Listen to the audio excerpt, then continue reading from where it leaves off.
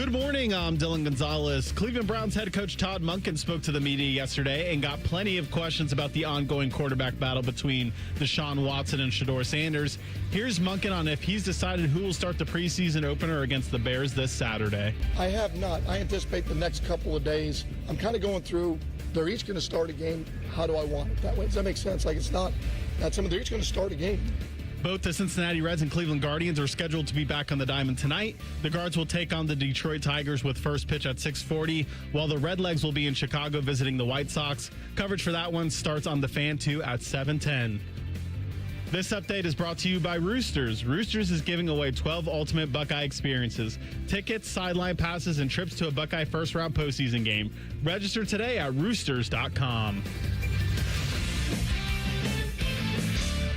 Breakfast time! Hello, welcome to T-Bone and Tyvis. Can I take your order? Just want a little breakfast. Hey, you want some crabs? Because I got some of them. Get ready to drive through the intersection of football, food, and fun. Come on, Joe! Featuring producer Dylan. We're the 5 best rappers of all time. Special guests. You serious? And you. Wake up. For what? It's time for T-Bone and Tyvis. Welcome in. Happy Tuesday to you. What's up? I'm T-Bone. He's Tyvis. Good morning. Go to hell. Tyvis? How you doing today? I'm fired up today. Of course you are. I'm fired up. I mean, you're going to be off for the next week after today, so of course you are. You're sitting there looking at the clock. No. You're already halfway checked out. Nope. I'm ready to go today. I actually got fired up because of something Dylan sent me last night. Almost made me not be able to sleep. I was so pissed off. Listen to this idiot. I got fired up, too. I got triggered. And I never thought that I would be triggered by something food related. Yeah. But I have to bring it to y'all attention because I don't know if this is true or not. And I need to know if this is true. Sure. So I was on Instagram, Instigator actually is what it's really called. And Complex did a study of what the best fast food French fries was. Okay. And off the back, they had rallies at 9. So I said, okay, the list is flawed. I said the list is flawed, right? I just want to say before you get into this, I do, one, this was not the thing that Dylan sent me that infuriated me, but this will probably also send me over the moon. 2, I half believe that the people who write these articles now are just sitting around going, how do we piss people off the most? I think that's what's going on. And then they do this article. So go ahead. We know we're getting rage bait. You want me to give you the 10? Please do. Yeah. All right. Number 10 was In-N-Out. Number 9 was Rallies or Checkers, wherever you at. Number 8 was Chick-fil-A. Number 7 was Golden Chick, which I don't even know what that is. That's clearly like a regional thing, right? Number 6, Five Guys. Number 5, Shake Shack. Number 4, McDonald's. Number 3, A&W. Number 2, Farmer Boys. And number 1, the number one, forget all the other 8. Right. This number 1 is the one that I need to know if this is true. Del Taco. Nah. No. I think I've had it the most recently. I've had Del Taco, yeah. And nah. The fries at Del Taco Are the fries? best. Are they? Well, listen, let me put it this way. I don't even remember if they're crinkle cut or not. That's how, like, they're not memorable. They're just like. Let me go look. They look crinkle cut on this picture. Okay, so. I believe they are. But on 23, I go past Del Taco all the time, and I've never said. First of all, You need to stop. I don't think I've ever check been out there. You need to go to Del Taco. It's good. What you get? What do you? Well, the last time I went, today is Taco Tuesday. Oh yeah, well, it's outside of Hot Take Tuesday. Well, okay. Do you want me to play it out? Let's play it out. There we go. All right. Yeah. Now we got Hot Take Tuesday, so tweet us at Bone and Tyvis 971. And thanks to our king, LeBron James, for inventing Taco Tuesday. We all know that he did. Sure. Yeah, I just What day is it? I just know that Del Taco, I feel like I was wondering with this list if they were saying, okay, we're not going to put places that aren't burger places on here. You know what I mean? Because I don't think, well, they got In-N-Out. In-N-Out's a burger. I said, no, they're going to put burger places on. They're not going to put any place that is not a burger place. That's what I thought maybe. But then they had, what was the one they had at like 8? Or what? Right above Rallies, they had Chick-fil-A. So clearly they had, Chick-fil-A, Golden Chick, they had Five a Guys, Shake Soldier Boy. Shack, What was the one called? A&W, Farmer Boys. Farmer Boy, Soldier Boy. And Popeye seen this post. Like that. Who knows? Popeye seen this post and commented back. Our fries sweep in a 7-game series. By the way, okay. Arby says curly fries clears this entire list. Well, I was just gonna say, like, Arby's not being mentioned is a crime. The fact that Rally's is so low is a crime. Del Taco's fries are completely unmemorable. The only reason that you might maybe have an elevated opinion of them is because not often when you go get tacos can you get fries, except now the biggest taco franchise in the U.S., Taco Bell, has nacho fries. So those aren't on the list that either. They ain't even on the list is ridiculous. This is just pure rage bait. Yeah, pure rage bait. I understand the assignment where they're trying to come up with the best fries, but then when you are naming places that are only in 9 states as well, yeah, like people can't really participate. Like Farmer Boys, A&W, and the Golden Chick. Maybe I decided that Bobby Joe's Fry Shack down the street has the best fries, but it's the only location in the entire world is here. I'm not going to throw it on a list like that. Sorry, I just, I don't understand any of this list at all. I also just got distracted as we are the most ADHD show on radio.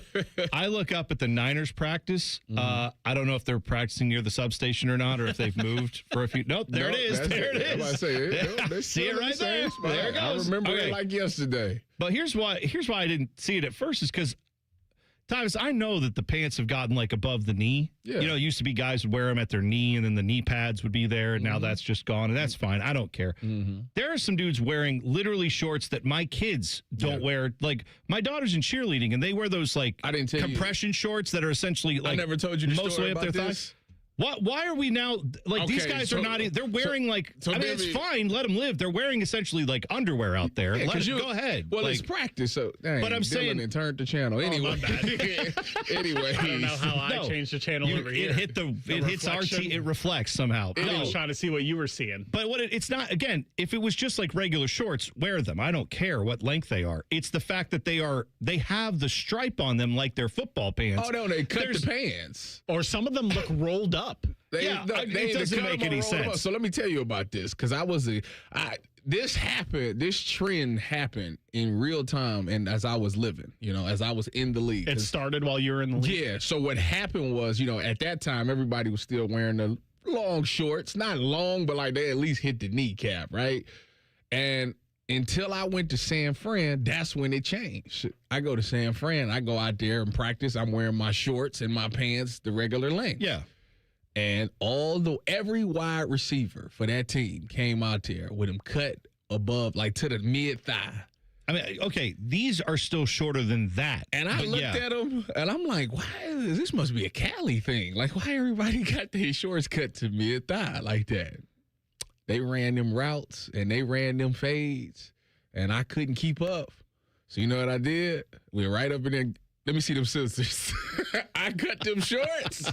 I was able to get that knee lift, and I was able to keep up with them. I said, I see why they did. Okay, but then this begs a bigger question, which is, I bet it would be easier to run routes, too, if you didn't have pads on and a helmet and other things. Pads, I mean... No, I'm saying to run routes. Like, I'm saying purely for speed purposes. The way people do it now in the league is you just cut like a little piece of so they say you have to have something in your pants because the knee. Oh, they say that. Is that right? I bet they do. I bet they do. The knee pad has always been the one that every skilled player hates. I get that. So I'm saying, like, if you didn't wear shoulder pads, if you didn't wear a helmet, you're less bulky if you're not wearing. I'm saying when you play the games, practice like you play. You can't wear shorts. You can't wear football pants that are all the way up your thigh, like almost like boxer briefs. You have to wear like. They try to. I know they try to, but they get penalized. Like how they not necessarily, dude. These guys. I cut my knee pad in half, put it at the top, and I rolled my pants up, and it was. I wouldn't say mid thigh, but it was close. All right, the socks that you guys have to wear when you got to pull them all the way. You got to pull them all the way up. Tights. And how high do those go up your leg? Depends on you cut the toe out. Okay, of them, but some people have them like up their mid thigh. I'm telling you right now, I just watched dudes They who might got tights on. What I'm saying is, no. These guys had their football tights on, like the ones you wear for game day. They had those red, like San Francisco, they have red ones, right? They had those. They was gold. These were red. They're wearing gold pants. Gold pants. No, the gold pants, but the tights. Oh, yeah, the red ones, yeah. right? The socks. The sock goes all the way up the thigh. Then I saw skin. Then I saw the pants. These are up higher than thigh-high socks. I'm saying they're not pants. They're barely shorts. And I'm saying that's not how you play. When you go play the game, they're not going to let you wear that outfit. Out here looking like you're in the Pussycat Dolls. They're not going to let you wear that. I'm just telling you. That's not how that's going to go. I thought that maybe we saw this and Tyvis saw this in San Francisco because, there's a certain community out there. Nothing wrong with that. Likes to wear their pants I think that's great. Let them live. Cut your pants, wear your shorts. Listen, this is not a judgment on men wearing short shorts. You wear whatever you want to wear. I'm supportive. I'm an ally. I'm with you. What I'm saying is, in football land, where everyone's got all this idea that you have to practice like you play, you have to wear the pants like you gotta pay. I'm saying this doesn't look anything like how you wear. I mean, I'm cut. Tyvis, that's not Tyvis. I'm close to mid thigh there. Tyvis, these guys' pants were up above the junk line, is what I'm saying. It was the junk line is down, and then the pant line, it was like a bikini. Their compression shorts were longer than their actual shorts. Yes, they didn't. These are not football pants. That's all I'm saying. That's how they practice. I get that's how they practice, but then you put the pants on, and then suddenly you're all restricted. I'm just saying, why wouldn't you want to practice like how you're going to play? That's all. T-Bone, Tyvis is trying to be understanding. Me and you are old men yelling at clouds.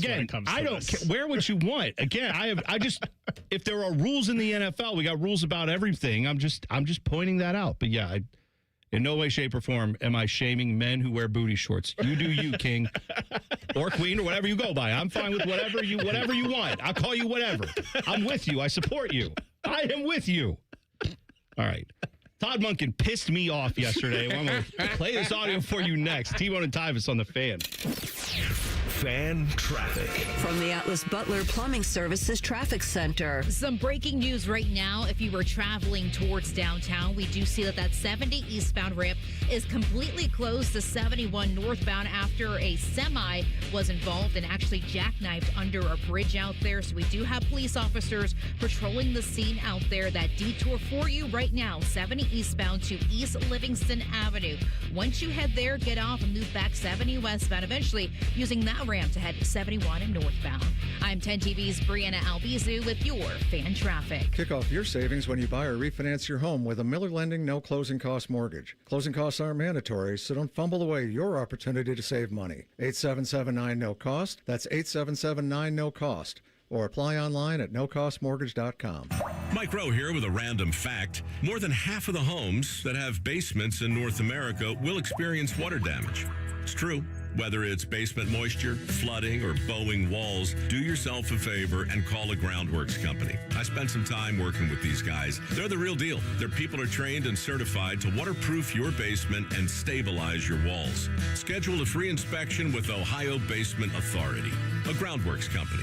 Licensed in all states where work is performed. See website for details. Kick off football season behind the wheel of a 2026 Toyota Tundra from Germain Toyota of Columbus. Right now, get $299 APR financing for up to 72 months on the rugged Tundra. Don't miss your chance to score big. Visit Germain Toyota of Columbus just off I-70 and Bryce Road or online at germaintoyota.net. If you dread dealing with your insurance company more than you dread build-it-yourself furniture, that came in 47 different pieces. Why do I have 6 extra screws? With extremely vague instructions. What are these? Hieroglyphics? Then you might have Insuranoia. And if you have Insuranoia, then you should get NJM. They go to great lengths to do what's best for their policyholders.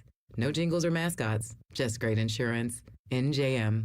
Insurance underwritten by NJM Insurance Company and its subsidiaries. Something big has just dropped at Hothead Burritos. Introducing barbecue pork carnitas. Juicy, mouth-watering pork carnitas. Our limited-time new citrus chipotle barbecue sauce. Savor the summer flavor. Hothead Burritos. Get up and get you some. State Fair food is getting smaller and pricier. We'll have room for fried cookies. Okay, you never overspend on food. What's your deal? What's his deal? He went to Metro and got $450 in value on the new Samsung Galaxy A37 5G for free and no activation fees. Free phone? Oh, sign me up. Get that more for your money feeling. Only on Metro by T-Mobile. Bring your number and activate $40 period plan. $450 based on device discount, waived activation fee. Not available if with Metro T-Mobile in the past 180 days. Common Man and Timmy here for our friends at Hollywood Casino Columbus. Mikey, there's so much fun this month. It's just fantastic. We've got Sun-Kissed Summer Saturday drawings where you can win up to $500 in pen cash, plus all-you-can-eat crab legs still going on. You mean the Canadian snow crab legs, corn on the cob, and Hawaiian rolls every Tuesday? Of course. Plus the last Saturday in the month, play the Queen's Gamble for a chance to win up to $5,000 in pen cash. 5,000? Must be 21 to enter. Gambling problem? Call 1-800-589-9966. August is here. The heat is not going to quit, and neither can you. If you're over 40 and the heat is taking its toll more than it used to, it might be your testosterone levels declining with age. If you want the energy, vitality, and endurance you used to have, go to fixmylowt.com and book your free T-test today. Helping a new driver get ready for their road test? Here's a convenient new way to make the most of your 50 hours of required practice driving time. The Road Ready Ohio app, available now at no cost to new drivers and their families. Road Ready Ohio keeps track of your driving experience together, providing feedback and safe driving tips. It even generates the documentation you need for the Ohio BMV. The Road Ready Ohio app, free to download in the Apple and Google App Stores.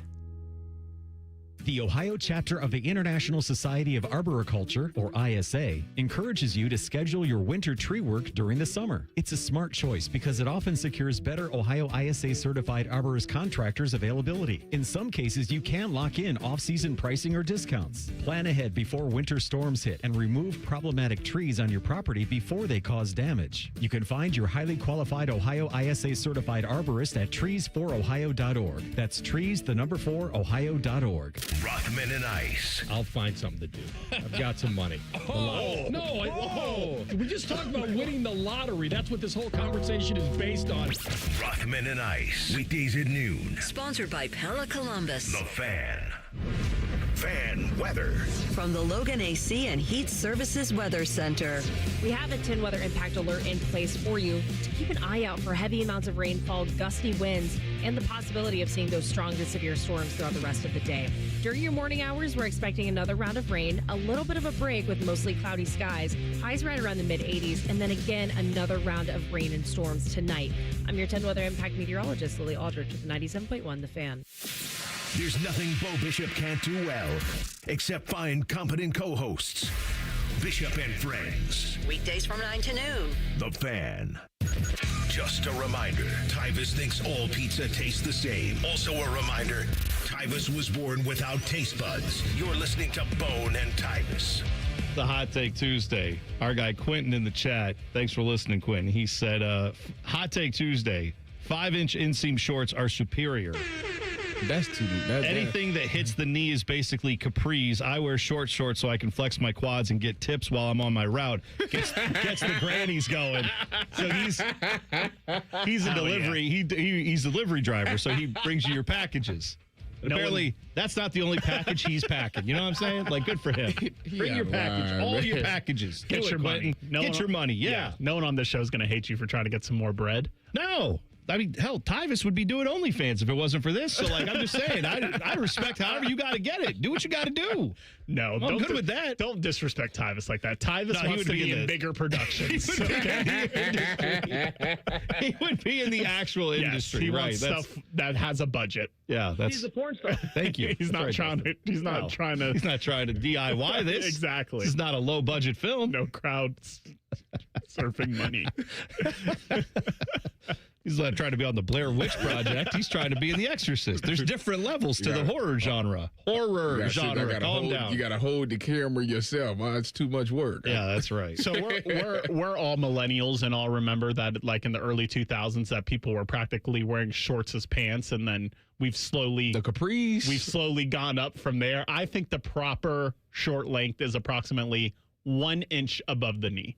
Oh yeah, if you should see the knee. But that's it. Nothing. The only reason my shorts are as long as they are is for everyone else. Because I understand. I've not done anything to develop these legs at all. There's just mounds of fat. So, like, I cover them. But I go as, like, short as I feel like. They go above the knee. Like, they're just not. I can't do the 5-inch inseam. That's probably not what everybody wants to see. When I train, like work out, I think I wear 5-inch inseams. There you go. What's wrong with that? When I'm out casually wearing shorts, I keep it probably about an inch or two above the kneecap. All right, and what's wrong with that? Not a thing. No, that's what I would call the soccer cut. But if you in L.A., you got to wear the shorts that go down to your knee, like to your ankle. Who says? That's what they do in Cali.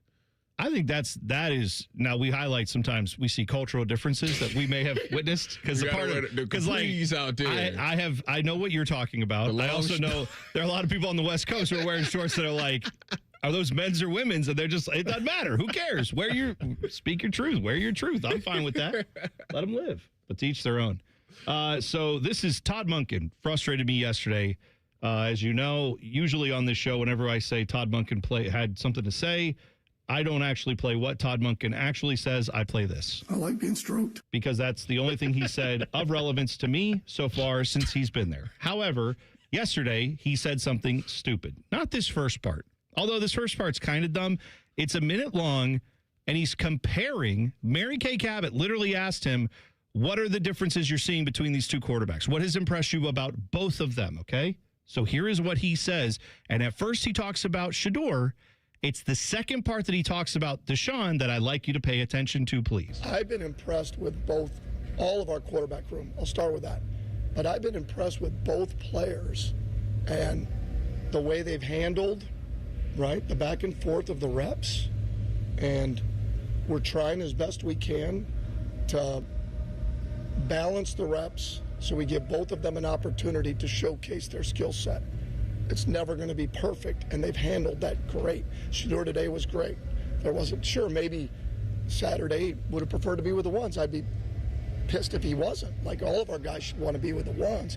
But they've been great, and I think they've both improved dramatically. I've always said about Shedeur, but even the last week or so, Deshaun has played better. He has played better. He's looked better. He's made better decisions. And I think some of that grows, like all of us, as they have success, right? Their confidence is going to grow with the success that they have every day. All right. Tyvis, what did you take away from his Deshaun comments specifically? He made it seem like Deshaun was playing better than Shedeur. I mean, that's one way to take it. Another way to take it would be that he's saying what he said. He said better. Now, that's what he said. Deshaun has, I didn't put their names together. Yeah. Deshaun has played better. He's looked better. But he said. I genuinely, That's when I heard what that, he said. right, he did. I know he did. Now, I genuinely think what he meant there was he has played better relative to when we started this process when I first got here. Well, he right? needs some media training. Of course he does. So then this is what happened. Because then a reporter, I don't know which reporter it was, you will hear them ask this question where they essentially say, hey, when you said better, did you mean better like as he's gone along or better than the guy you were just talking about before him? Reasonable question to ask. Here's Todd Monken. I'm not sure I understood you. When Mary Kay asked if they're even Steven, and then you mentioned that Deshaun's is better. Hold on. What was that? So that's what I'm asking. Were you saying, I said Deshaun's better? Were you saying that he's gotten better since camp or that he's better than Shedeur? I want to make sure. I don't think I threw in there that he's better than Shedeur. I'm not sure I went that far, but I appreciate you trying to trap me in that. Yes, they were trying to trap you, Todd, with your own effing words, you dumbass. Like, what did I say that? Yes, you said it like 5 times. You said he's played better, he's looked better, his arm's better, he's better. Deshaun Watson better. That's all you said in the second half of that quote. It was 30 seconds of better. And so then the reporters who have talked to idiots probably their entire life, and they're like, well, I better clarify with this idiot that's heard now before the last idiot got fired and now the next idiot will be in. I better ask this idiot, hey, did you mean better? Because if I don't clarify that, you know what everyone's going to do in Cleveland. They're going to run with that and say, Todd Monken says better than Shedeur. And then that's going to lead to him coming out the next day. I don't know where people got that idea. So this guy's doing him a favor, and he's like, I appreciate you trying to trap me in that bleep. Yeah, you're getting trapped by a reporter who's just like, can you use words that make sense? Can you not say better when we're talking about two things? We're comparing two guys. Tyvis, if I said I have a bottle of water here and a, 32-ounce drink from Sheetz, I like the Coke is better. If I said that, would you think I meant better than it was yesterday or better than the water? You would think I meant better than the water. What am I missing? Why is everybody in Cleveland paranoid? Why is, I appreciate you trying to trap me. He wasn't. He's asking you a question. Clarify. He knows how sensitive that conversation is. And until they name one, that's what it's going to be. Everybody's going to look and try to reach and look for things that people say, the way players respond to questions. I'm telling you, until you name the starter, that's what it is. Because everybody wants to be like, we had it first. Yes. We said it first. We said that either Shador or Deshaun was going to be the starter. Like, everybody want to be there. So, to me, like I said, I'm just waiting to the game. Saturday, we'll find out. Well, we'll find out what. Because he'll play. I think whoever. Both of them should play. Well, I know, but one of them's got to start. It's going to be Deshaun. I don't care about that. I know. But I'm saying, like, then if, let's say, Deshaun goes out and plays terrible and Shador plays great, then some people will say that's proof Shador should be the guy. No, they're going to take it. And there will be some guys who will say, he's going against 2s and 3s and 4s, and it doesn't matter. And then they're going to go back and flip it the next game, and then we got to see it again. And then that Monday, they got to come out when they like, at that point, you're at the deadline. Meanwhile, good teams with their quarterbacks solidified are just saying, here are the reps for the first team with the first number one quarterback. And that's 95% of the teams in the league. And they've been doing that for weeks now. They've been doing it since OTAs. They've just, their guys have been. Minnesota's not doing that. Right. And that's a problem because they're dumb with their quarterback situations. They made a dumb draft pick. You got your franchise guy. This is the situation that you put yourself in. Yes, but the way that this gets talked about, at least with the Vikings, the guts of that roster are pretty good if they could just figure out the quarterback. The Browns the same way. No, they're not. In what way have they proven anything like that? The same way. See, that's the thing. You ain't been seeing them. Like, I actually watch practice. This is what I'm telling you. Like, the Browns outside of the quarterback competition. Every year, this is the story from Cleveland. Every year, the story from Cleveland is they look great in practice. Yes, because they're practicing against themselves. They're not playing other teams. Why is it okay to say that with Minnesota than the Browns? Because the coach who's there has shown he can get a lot out of that roster. The guys who are there are guys who can actually. Is there a Jay Jettas on this roster right now? No. Like, we know that there is talent there that has been proven against other NFL teams. We have not seen that with this Browns team. Now, maybe the guys they drafted, maybe some of the young players who have another year in the system. Sure. Hey, if you get your offensive line figured out, yeah, of course. But we're talking about these two quarterbacks like it's Montana and Steve Young. And we're trying to make a decision between which Hall of Famer to play on a team that has Super Bowl caliber. That's not the discussion. Pick a guy and go, because at some point, that's all you're going to have this year. Pick the young guy, honestly, Shador. Let him find out if he can play. If he can't, Deshaun comes in and picks up the pieces. You get a top 10 pick, and everybody you roll with it next year. Everybody say the same thing. For some odd reason, they don't see it that way. So because they're dumb. That's the simplest thing I can come to. It really is not that complicated of a decision, but it is $50 million that they trying to, With Shador, they'd win 5 games. With Deshaun, they'd win 6 games. And Jimmy Haslam said to take the over 5.5. Is there a scandal? Is there a hot take in there? Are we? Hey, come on! Like, what are we talking about? Let's say that they picked the wrong quarterback, Tyvis. Let's say one of these. I don't know which one. Let's say one of them is 10% better than the other, and that would result in 10% more wins. We are talking about the difference. That would be 1.7 more wins if it was 10% better. Okay, and I think that's generous. That means you're going to go from being like a 5-win team to a 7-win team. Who cares? What is that? What?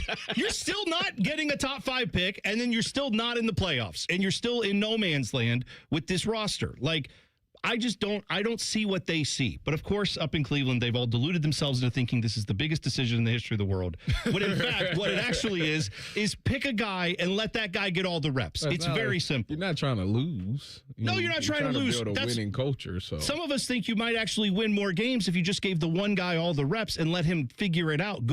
Stop telling the guy that, the minute you screw up, the other guy's coming in. How can you possibly get settled when that's the situation? But it is what it is. It's. I don't know. I'm never going to keep this promise, am I? I'm not going to get mad about the Browns quarterback situation. Every freaking day. I don't even know why it gets you fired up. I don't know either. I don't honestly know at this point. A college football coach had a pretty decent hot take. We will tell you about it in 2 minutes. T-Bone and Tyvis on the Fan. Fan traffic.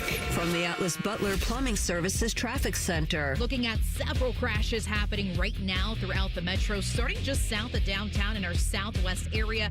There is 171 southbound past Greenlawn Avenue. We have some major lanes that are closed out there, so it's already causing some backups over towards that 70, 71, and 315 interchange. Also, a crash 71 southbound right before you're hitting 670. As you head towards downtown, that left lane is currently blocked. Also, a heads up for our north side drivers. The 2 right lanes are blocked on 71 North, just beyond 270. I'm 10 TV's Brianna Albizu with your fan traffic. Scotty Vegas here, and I've had my Ford Bronco from Krieger Ford for a couple months, and let me tell you, best purchase ever. First oil change, Krieger Ford came right to my driveway. Krieger Ford on Morse Road. Best bet I've made in a long time. KriegerFord.com. Truck drivers, get more of what you're looking for from Schneider. Schneider delivers more for drivers with more new equipment, more driving options to choose from, and more support from our 24/7 maintenance team. Find a job that fits your lifestyle at Schneider. Choose from solo or team driving jobs with many home time choices, including local, regional, tanker, and dedicated options. Become a Schneider driver and get more from your career. Search driving jobs today at SchneiderJobs.com. That's SchneiderJobs.com. Newman Roofing is proud to sponsor the Fan and 10 TV's Beat the Heat fan drive. Help Ohio's most vulnerable residents deal with the extreme heat this summer. Purchase new box fans and take them to the nearest Franklin County Fire Station or buy online. For more information, visit 10tv.com/beattheheat or lifecarelines.org. You know how every championship team has that one secret weapon? Well, your cookout should too. Paisano peppers are the MVP of burgers, brats, and pizza. And, well, pretty much anything. One bite and suddenly your neighbors are just stopping by to see what you're cooking. Warning, adding Paisano peppers may result in unsolicited recipe questions, family members showing up early, and your brother-in-law claiming he discovered them first. Pick up a pack at retailers across Central Ohio. Paisano peppers, making every bite the MVP. T-Bone and Tyvis is sponsored by Capital Ford of Columbus. Find your dream ride and get approved fast at capitalfordofcolumbus.com. Sometimes when Tyvis wears khaki pants, I can see the outline of his genitals. There's no joke there. It's just an observation. God, the more I resist, the more intriguing they become. I can't look away. You're listening to T-Bone and Tyvis.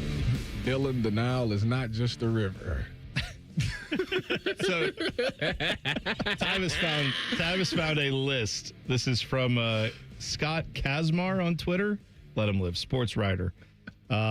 Said he has a list here of first team all-pro quarterbacks and second team all-pro quarterbacks dating back to 2002. Okay. So for example, 2002, they have Rich Gannon. He was first team all-pro quarterback. Second team all-pro quarterback was Brett Favre. Boy, it makes you have to go back and reconsider how good Rich Gannon was in that season, right? Because I mean, he had a great year, but I didn't realize they won it all that year. Or did they? Or they lost. They got to the Super Bowl with the Raiders. Brad Johnson. But because the Raiders threw the Super Bowl for John Gruden. That's the conspiracy theory. Oh, that's sure. Okay, right. So Rich Gannon, 2002, he won first team All-Pro over Brett Favre. He also won the MVP. The next year, Peyton Manning, first team All-Pro quarterback. Second team was Steve McNair. Peyton Manning was also the MVP of the league. Same in 2004 with, it just says he was the unanimous first team All-Pro quarterback. There was no second team All-Pro quarterback, and Peyton also won. So it goes on like that, right? That first team All-Pro quarterback, often, there were like only 3 times where he didn't win the MVP. And all those other times were essentially running backs or some other player. I think Adrian Peterson won it one year when a quarterback didn't. I think LaDainian Tomlinson won it the year because I think he broke the touchdown record. Okay. Was that 2006 maybe? So on this list, there are only like 4 instances where the quarterback who was the first team All-Pro quarterback did not also win MVP. And in all those other instances but one, it was someone other than a quarterback who won MVP. Only one time, 2024, Lamar Jackson, first team All-Pro quarterback. Second team All-Pro quarterback was Josh Allen. Who was your MVP that year? Josh Allen. My guy. Anyway, Scott Kazmar, when he posted this, said, anything stand out as fishy? Yeah, one of those does. One of those seems odd. Your guy, Josh Allen, right, Dylan? Yeah, I mean, sounds like the All-Pro selections, they don't get it right all the time. That's what it sounds That's like. what it sounds like to me too. That's right. Joey McGuire, Texas Tech's head coach. Lizzie's dad. Bang. Good. I like that. Joey McGuire now is. I didn't realize he'd already been there 5 years at Texas Tech. Let him live. Of course, they're building that program with all the NIL money. Yeah. You might also remember they had a bit of a kerfuffle. You talking about the quarterback, Sorsby? Where Brandon Sorsby was going to be their starting quarterback, paid him more money than God, and then it turned out he was gambling, and so now he's not in football, at least not this year. And they let him keep the money, right? I believe that was the case. Man, they got too much money down there. What's that? What's $5 million? Keep it, kid. Yeah. Well, he went on to say in this discussion, Joey McGuire said that he was talking to Brett McMurphy from On3. He said, "We're the most hated team in college football." What? And I absolutely love it. They're not even They're not. No. He thinks about them. You were headed for that if you played Brendan Sorsby, but then other people stepped in and said, you can't do this. You're insane. And you eventually gave in to the peer pressure, which you should have, and realized the error of your ways. But if you go out there and win now, let's say they go win. Say they go win a national championship. Some people have a problem with it, but I think what would be the problem? I don't know. That would be kind of an interesting story that they won it with the guy that they weren't planning on playing at quarterback. But their argument would be, well, all this got, look how good the NIL money. It'd be kind of what Indiana gets now, where Indiana bought their championship. Oregon does the same thing, and they still ain't won it. Ohio State does the same thing too, folks. Ohio State did it too. We buy our champ. Do you think all those guys came back for free in 2024? No, they came back because they were getting paid a lot of money, and that's fine. That's the way college football is now. But yeah, that's the only thing I guess you could have on Texas Tech is that you build it with NIL. But who cares? This actually made me think, who is the most hated team in college football right now? Ohio State. It probably is. I think it always is Ohio State. Like you said, if they would have played Brendan Sorsby and been a playoff team again, been a national championship contender, I think people would have been rooting against them. Also in this article, I think is why he's saying this. They can't find anyone to play. Texas A&M, USC, NC State, and Mississippi State either said no or canceled a series with them. But that's because I feel like the rest of college football is just trying to punish them for their stupidity. I don't think it makes them the most hated team. Wasn't that during the Sorsby issue, at least some of that? Yeah. I feel like there was something prior to the Sorsby stuff where they were chirping about how we want to get more teams and no one wants to play us and anytime, anywhere and all that stuff. And fine, there might have been a little bit of that smoke, but that's also going around in college football right now where you got teams backing out of home and homes every year. Everybody's still worried that Alabama's going to do that with Ohio State coming up in the next couple years. Well, right, but I'm saying that's not because everybody. That's because right, but that's just because other factors that are not Texas Tech related. Those are factors that are based on fear of not making the playoffs in the SEC and all that stuff. Well, on this very program, Ross Bjork said that they're struggling to find teams that want to play Ohio State past 2030. No one wants to play Texas Tech. Boom. Make it happen. Ohio State versus Texas Tech. Sign it up. Let's go. I'd love to see that. I'd love to get a 30-point win out of the way early on in the season. That'd be nice. That's great. To that point, how are they the most hated team? Like last year, they won the Big 12. The Big 12 is arguably the fourth best of the four Power Four conferences. And then they made the playoffs and they couldn't even score a point. No, right. You're not good enough. No. They got shut out by Oregon. They got destroyed. Yeah. They were terrible. You're not good enough to be the most hated team in the playoffs. They got their doors blown off in the playoffs. Yeah, and again, it's one game. Got their doors blown off. Yeah. Now everybody wants to talk about trends, right? What's the NBA trend where it's like the team that made the conference finals the year before and lost gets until this year, right? Okay, right. Because specifically the Eastern Conference. The Eastern Conference, yes, because the Cavs would be the next team theoretically. Blank 23-0. All right. But here's a trend that I don't know if it's a trend or not, but I could see Texas Tech fans hoping it is.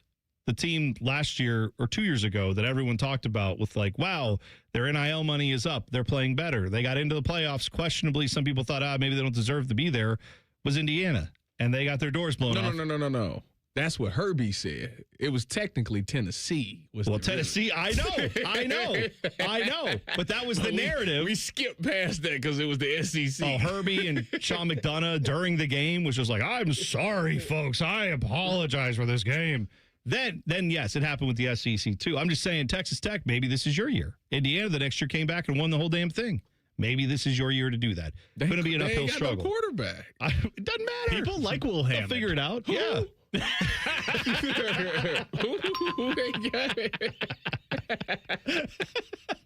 Yeah, so I'm curious though. Like, I mean, no disrespect, but I really don't know who that is. I'm curious who, outside of Ohio State, who would be the next most hated team in college football? Bama still, I think. I Yeah, think you people think so? They still get the residual effects of the Nick Saban era. But What if I throw out Notre Dame? Oh, yeah. I mean, Notre Dame has been, as much as anyone out there, saying, we don't need to do this. We should get exceptions. We don't have to play rivalry games. We should be able to go schedule who we want to, and we don't have to play anyone if we don't want to. We should get exceptions into everything. All this college football stuff is all like, the Big Ten, the SEC, and Notre Dame. The only correct answer for me is Michigan State. I can't stand them. well, I hope they lose every game they play. I hope that their cheerleading competition, they come in last place. I hope the tennis team never win. I hope the basketball team never wins. I hope that the whole department gets fired. That's where I'm at with them. I hate you. I don't even know you, and I hate your guts. I love it. Morning Wood is coming up next. T-Bone and Tyvis on the Fan. Fan traffic. From the Atlas Butler Plumbing Services Traffic Center. A heads up, if you're traveling downtown right now, we are still seeing that 70 eastbound ramp to 71 northbound is completely closed after a semi jackknifed under a bridge out there. That happened about an hour ago, but obviously it's taking crews a little bit longer to clear up the situation. So for that detour, you can take either 315 and get off nice and early and take some routes that way, or past that ramp, head 70 eastbound to East Livingston Avenue. Get off at that exit, loop back 70 westbound, and from there, head northbound on 71. I'm 10 TV's Brianna Albizu with your fan traffic. It's likely you've made peace with the congestion that greets you every morning. The snoring your partner stopped mentioning. It feels unfixable, but it isn't. For most, it's a nasal breathing problem that's treatable for good. I'm Dr. Kandula, founder of Advent. Advent can deliver long-term results in about 20 minutes with simple in-office procedures. We diagnose and treat the root cause of nasal congestion, sinus pressure, sleep apnea, snoring, and allergies. 96% of patients with severe nasal breathing issues report improvement, and most major insurance plans are accepted. Wake up and smell the life you've been missing. The family picnic, the run by the lake, the fresh cut grass. Breathe deep, sleep through the night, and step into every day sharper and more present. It's time for a new beginning. It's the advent of your best life.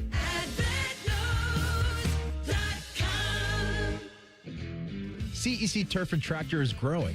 We're proud to welcome Green & Sons Equipment's Mount Sterling and Marysville locations. Same hometown service you trust, now with the strength of one of Ohio's largest Kubota dealers. Visit CECTurfandTractor.com today. Hate the taste of your water? You aren't alone. Thousands of Columbus homeowners have turned to Culligan Water of Columbus for better drinking water. Culligan's reverse osmosis drinking water systems are certified to reduce 18 times more contaminants than the leading standard pitcher filter. Get the peace of mind that comes with knowing your family's drinking water is protected. With 4 locations across Central Ohio, Culligan is Columbus's water treatment expert. Start with a free water test at CulliganWaterColumbus.com. Culligan, water you love.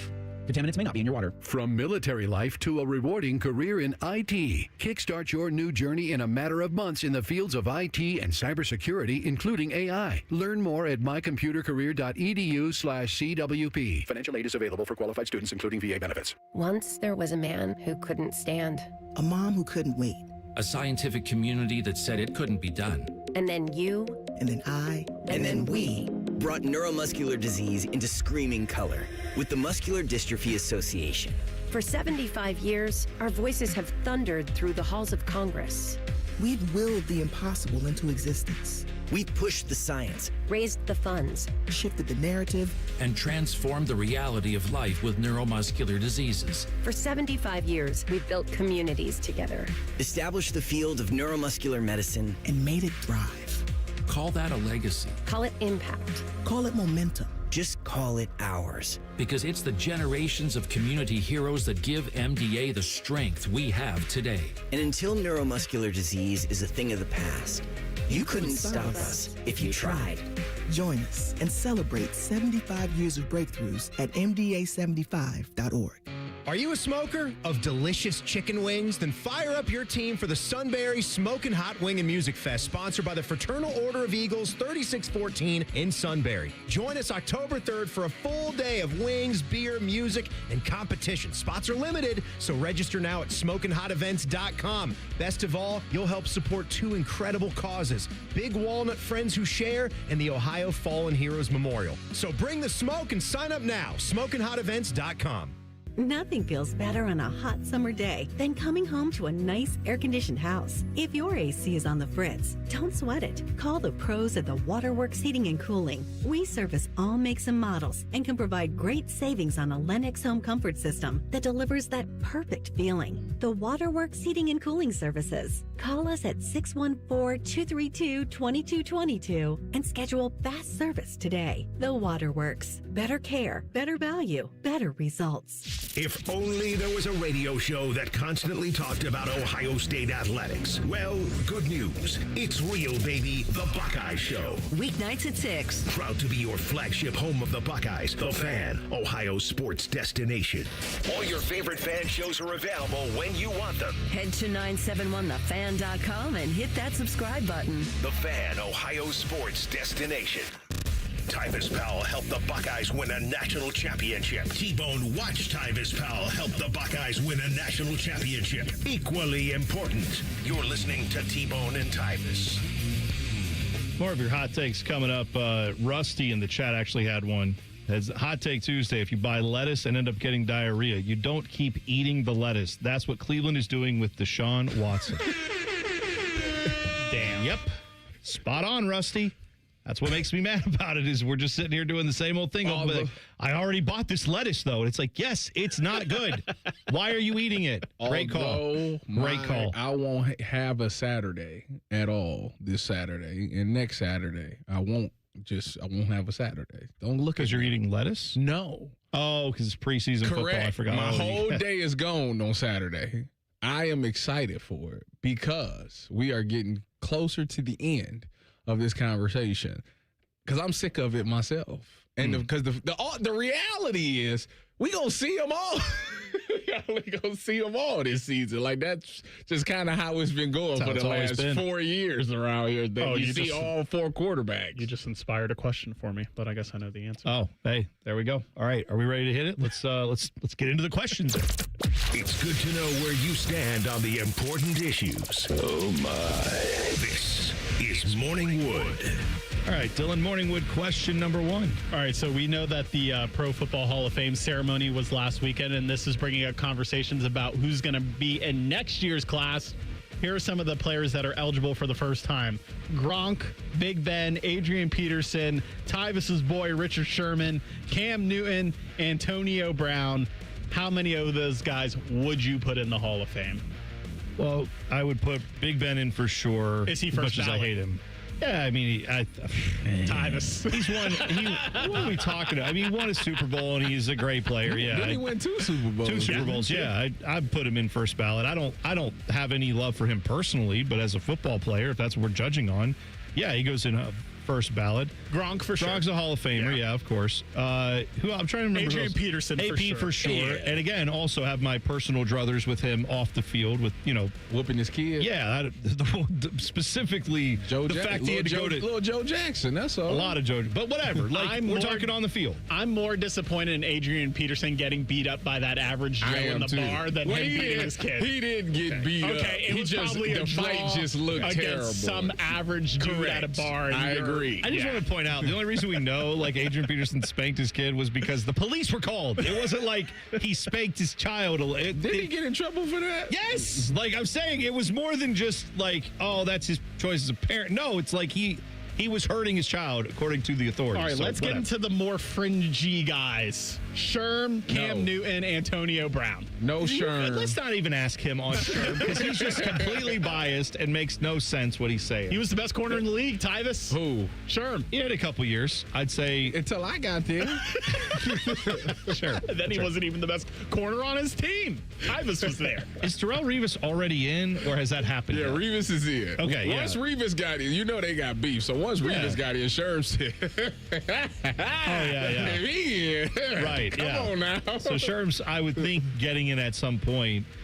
Cam's tough, man. At Cam his is peak, tough. Man, We all love Cam on this show. We all love Cam. I just don't know if I could. The longevity's not there as far as the not time of years he played, but 2 seasons at his peak where he was like that. Oh, more than 2, because his rookie season he broke pretty much every rookie record there was, and then he had his MVP year. I don't think I can. So interesting. Like, I don't think I can put him in. And this is coming from, like you said, 3 people who Love are on the Cam. right side Yeah, of I history love with Cam Newton. We all love Cam Newton as far as a player, but like.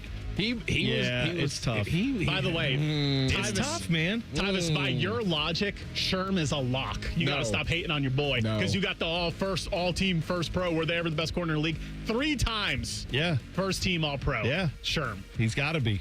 By your own he logic. only made it 3. I need a minimum of 4. I need a minimum of 4. Let's start kicking people out of the hall again. Minimum. You that's weren't right. at least a 4-time That's right. all-pro. Wait a minute. How many did Revis get? Let me see. Probably. I would think he had to have at least 2 or 3 of those too, This is right? great that we doing this because I can bring this up the next time I talk to you. You know what? I take Revis over you any day. Sherm was 5-time all-pro, 5 times. But 3 times first team. Oh, well, Revis was 4, so he's better. There we go. There it is. God. They can both go in. No. They could. They Okay, could. what about not up to that what standard. about Antonio Brown? He should Again, get in. If talk about you problems take off the field. You take the My off God. the field stuff off, he's a lot. As a player, yeah, even well, there's on the field stuff though where he literally walked off the field. Got naked with his team. Yeah, right. Ultimate retirement. I don't know if you call that like being gay. I don't know if something like that throws it for Hall of Fame voters. I definitely don't think he gets in first ballot because of that. I also do think that the ratings. He was 4-time first team All Pro. I do think the ratings for his eventual Hall of Fame speech will be off the charts. Like people will be tuning in to see what crazy a-hole has to say. He comes off to me as like a TO where he don't even show up to the ceremony. Probably he have not. his own thing. Yeah, that's probably true. What did you say LaShawn McCoy said? Oh, LaShawn McCoy is, what's the term?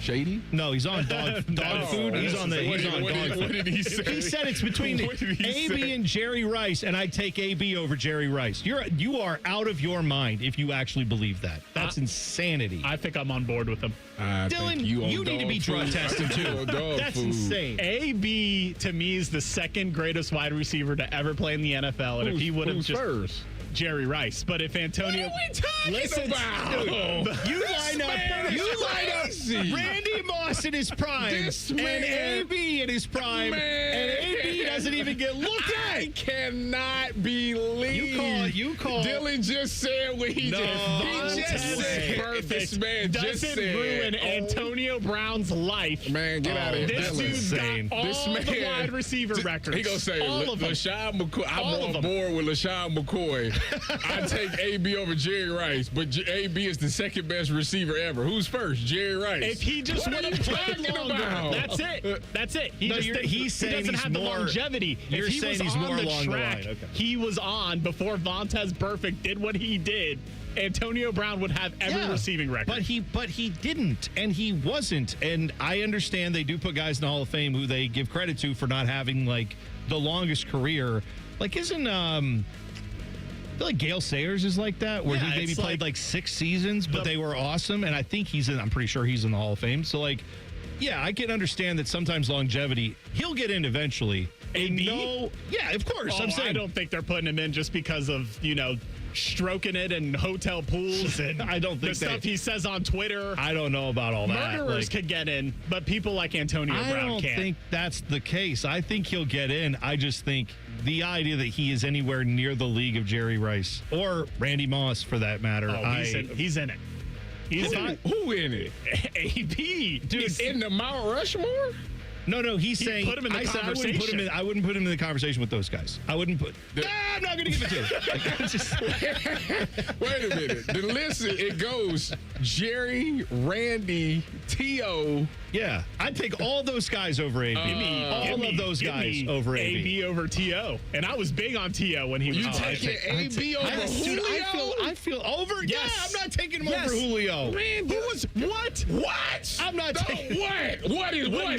When they were in their prime, the conversation was AB, Julio, Odell Beckham. Yeah, and AB, Odell shouldn't even been in there. And AB was the best of the three. No, he was not. Oh, my goodness. Revisionist history going on here. Tyvis, I actually agree with Dylan because unlike you, he knows what he's talking about when it comes to wide receivers in the NFL.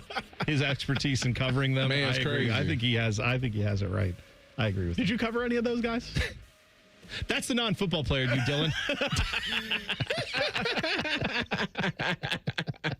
I expect Tyvis to start saying that at any point. That's fine. I don't care. It's funny. It's funny because we didn't play. He did. He should be able to say that. As players, we had this argument, and I had said the argument was at the time we said who was the hardest receiver in the league, and I said Julio. I said definitely taking Julio. It was Julio, AB, and Odell was the three. And I still argue with them to this day that Julio is the correct answer. But what's the consensus answer? We all split. It was 4 different people, and everybody had their own person. Mike Thomas was also the 4th person. Oh, okay. So nobody wanted to agree. Yeah. Someone in the YouTube chat said to throw in Megatron in the Mount Rushmore. I mean, it's the same thing. It's like prime versus longevity. It's a combination of both, but it's like in a moment, I would say maybe Megatron deserves to be in this, but you got to do it for a longer period of time. So you wouldn't have Calvin Johnson in because of the longevity thing. However, we would have AB in there up with Jerry Rice. I just wanted. This is my problem, Dylan. I get it. I'm just saying we got to pick one of those arguments. The noise surrounding the Bengals continues to be positive. Details next. T-Bone and Tyvis on the Fan. Fan traffic from the Atlas Butler Plumbing Services Traffic Center. For our Northsiders traveling downtown right now, you will anticipate some delays for you. We are seeing a crash 71 southbound at 670. 2 left lanes are blocked, and yes, the backups are now extending, even passing the Ohio Expo Center. We're talking a couple of miles from that original crash site, so be careful. Also, some flooding happening just north of Worthington on the north side, sticking with that 2 left lanes blocked 270 westbound, as well as a left lane block 270 in that eastbound direction over by 315. I'm 10 TV's Brianna Albizu with your fan traffic. Men, if your energy is down, your workouts aren't producing results, you're gaining stubborn weight, losing muscle, sleeping poorly, or just not feeling like yourself anymore, it may be more than just aging. This is Jeff for Tri-State Men's Health. Our low T and body composition treatments are designed to help men regain energy, improve focus, sleep better, build lean muscle, reduce unwanted fat, and restore confidence both in and out of the gym. At Tri-State Men's Health, we specialize in helping men optimize their health, performance, and vitality. Using personalized medical treatments tailored to your health and goals, many men begin noticing improvements in energy, mental clarity, recovery, motivation, libido, and overall body composition within just a few weeks. Your initial visit is just $99 and includes blood work, PSA and T-test, and a medical consult. And if you start on treatment the day of your appointment, your visit is free. Call 800-900-9654 or go to tristatemenshealth.com. We have 6 offices across the tri-state area to serve you. Feature therapies are compounded and have not been evaluated nor approved by the FDA. Provider prescription required. See website for details. Every summer morning is different. Luckily, Tim Hortons has a breakfast wrap for every morning. Kick off your summer with the bold new steak and egg wrap. Start your morning fresh with the egg white and Swiss wrap. Or keep it classic with the grilled breakfast wrap. No matter what summer mood you're in, you can always find a wrap at Tim Hortons. Your morning happy place.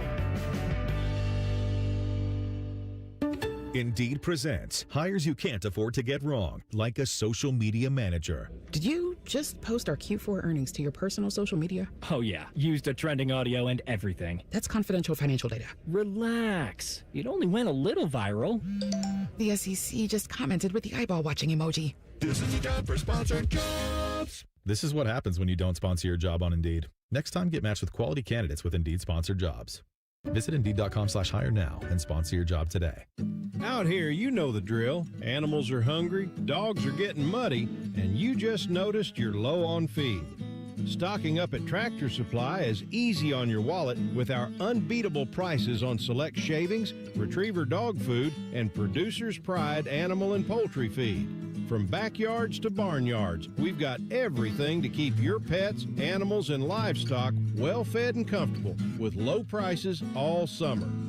At Tractor Supply. Common Man and Timmy here for our friends at Hollywood Casino Columbus. Mikey, there's so much fun this month. It's just fantastic. We've got Sun-Kissed Summer Saturday drawings where you can win up to $500 in pen cash, plus all-you-can-eat crab legs still going on. You mean the Canadian snow crab legs, corn on the cob, and Hawaiian rolls every Tuesday? Of course. Plus the last Saturday in the month, play the Queen's Gamble for a chance to win up to $5,000 in pen cash. $5,000? Must be 21 to enter. Gambling problem? Call 1-800-589-9966. Mike Rowe here with another random fact. Those cracks on your walls aren't just cosmetic. They could mean your home is sinking. Whether it's drywall cracks, exterior cracks, or sticking doors or windows, do yourself a favor and call a Groundworks company. I spent some time working with these guys, and they're the real deal. Their people are trained and certified to stabilize your foundation. Schedule a free inspection with Ohio Basement Authority, a Groundworks company. Licensed in all states where work is performed. See website for details. How many of you have had your garage floor done? I'll wait for the answer. Yeah, that's enough. How many of you think it looks like crap? That's because it is crap. One quick call to Comer & Cross Concrete Floor Coatings at 1-800-NEW-FLOOR, and they can install a gleaming new Comer & Cross garage floor in one day. A Comer & Cross garage floor is the gold standard. It's like pulling into a new car showroom every night. And here's the best part. It is guaranteed your garage floor will never chip, crack, or show tire lift like epoxy or paint ever. And listen, you lazy bum, they'll even take the stuff out of the garage for you. They're all certified uniform pros. No subcontractors at Comer & Cross. This is a premier product with premier results, and they hired a premier endorser to tell you about it. For your quick and easy Comer & Cross garage floor quote, call 1-800-NEW-FLOOR now. That's 1-800-NEW-FLOOR, or go to comercross.com, C-O-M-E-R cross.com.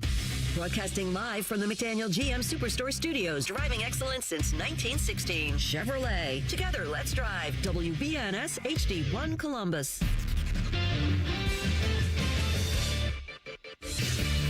Good morning, I'm Dylan Gonzalez. Cleveland Browns head coach Todd Monken spoke to the media yesterday and got plenty of questions about the ongoing quarterback battle between Deshaun Watson and Shedeur Sanders. Here's Monken on if he's decided who will start the preseason opener against the Bears this Saturday. I have not. I anticipate the next couple of days. I'm kind of going through, they're each going to start a game. How do I want it that way? Does that make sense? Like, it's not that simple. They're each going to start a game. Both the Cincinnati Reds and Cleveland Guardians are scheduled to be back on the diamond tonight. The Guards will take on the Detroit Tigers with first pitch at 6:40, while the Redlegs will be in Chicago visiting the White Sox. Coverage of that one starts on the Fan 2 at 7:10. This update is sponsored by TurboTrack Realty. Done with that property? Call John Kozik at TurboTrack Realty and get a cash offer today. 614-470-2000. Breaking sports news when it happens right here on the Fan, Ohio's sports destination. When life gives you lemons, Tyvis will be there to ask if he can have some lemonade and borrow your car. This is T-Bone and Tyvis. Poor Dylan. Dylan's getting destroyed in the comments. He'll told you. Until I defended myself. What did you say? I said AB was the best wide receiver in the league for 6 straight seasons. Okay, that's fair. And I think he gets into the Hall of Fame. Better than Jerry Rice, or in the same category. I'm not putting him there. I'm not going to give it to you. I'm not going to do it. This is like what I brought the other week with Shaq. Shaq, in his best season, you could argue you could take him over any other player in the NBA. But he doesn't have the prime length of Michael Jordan or LeBron James or Kobe Bryant. He doesn't. I mean, Shaq was...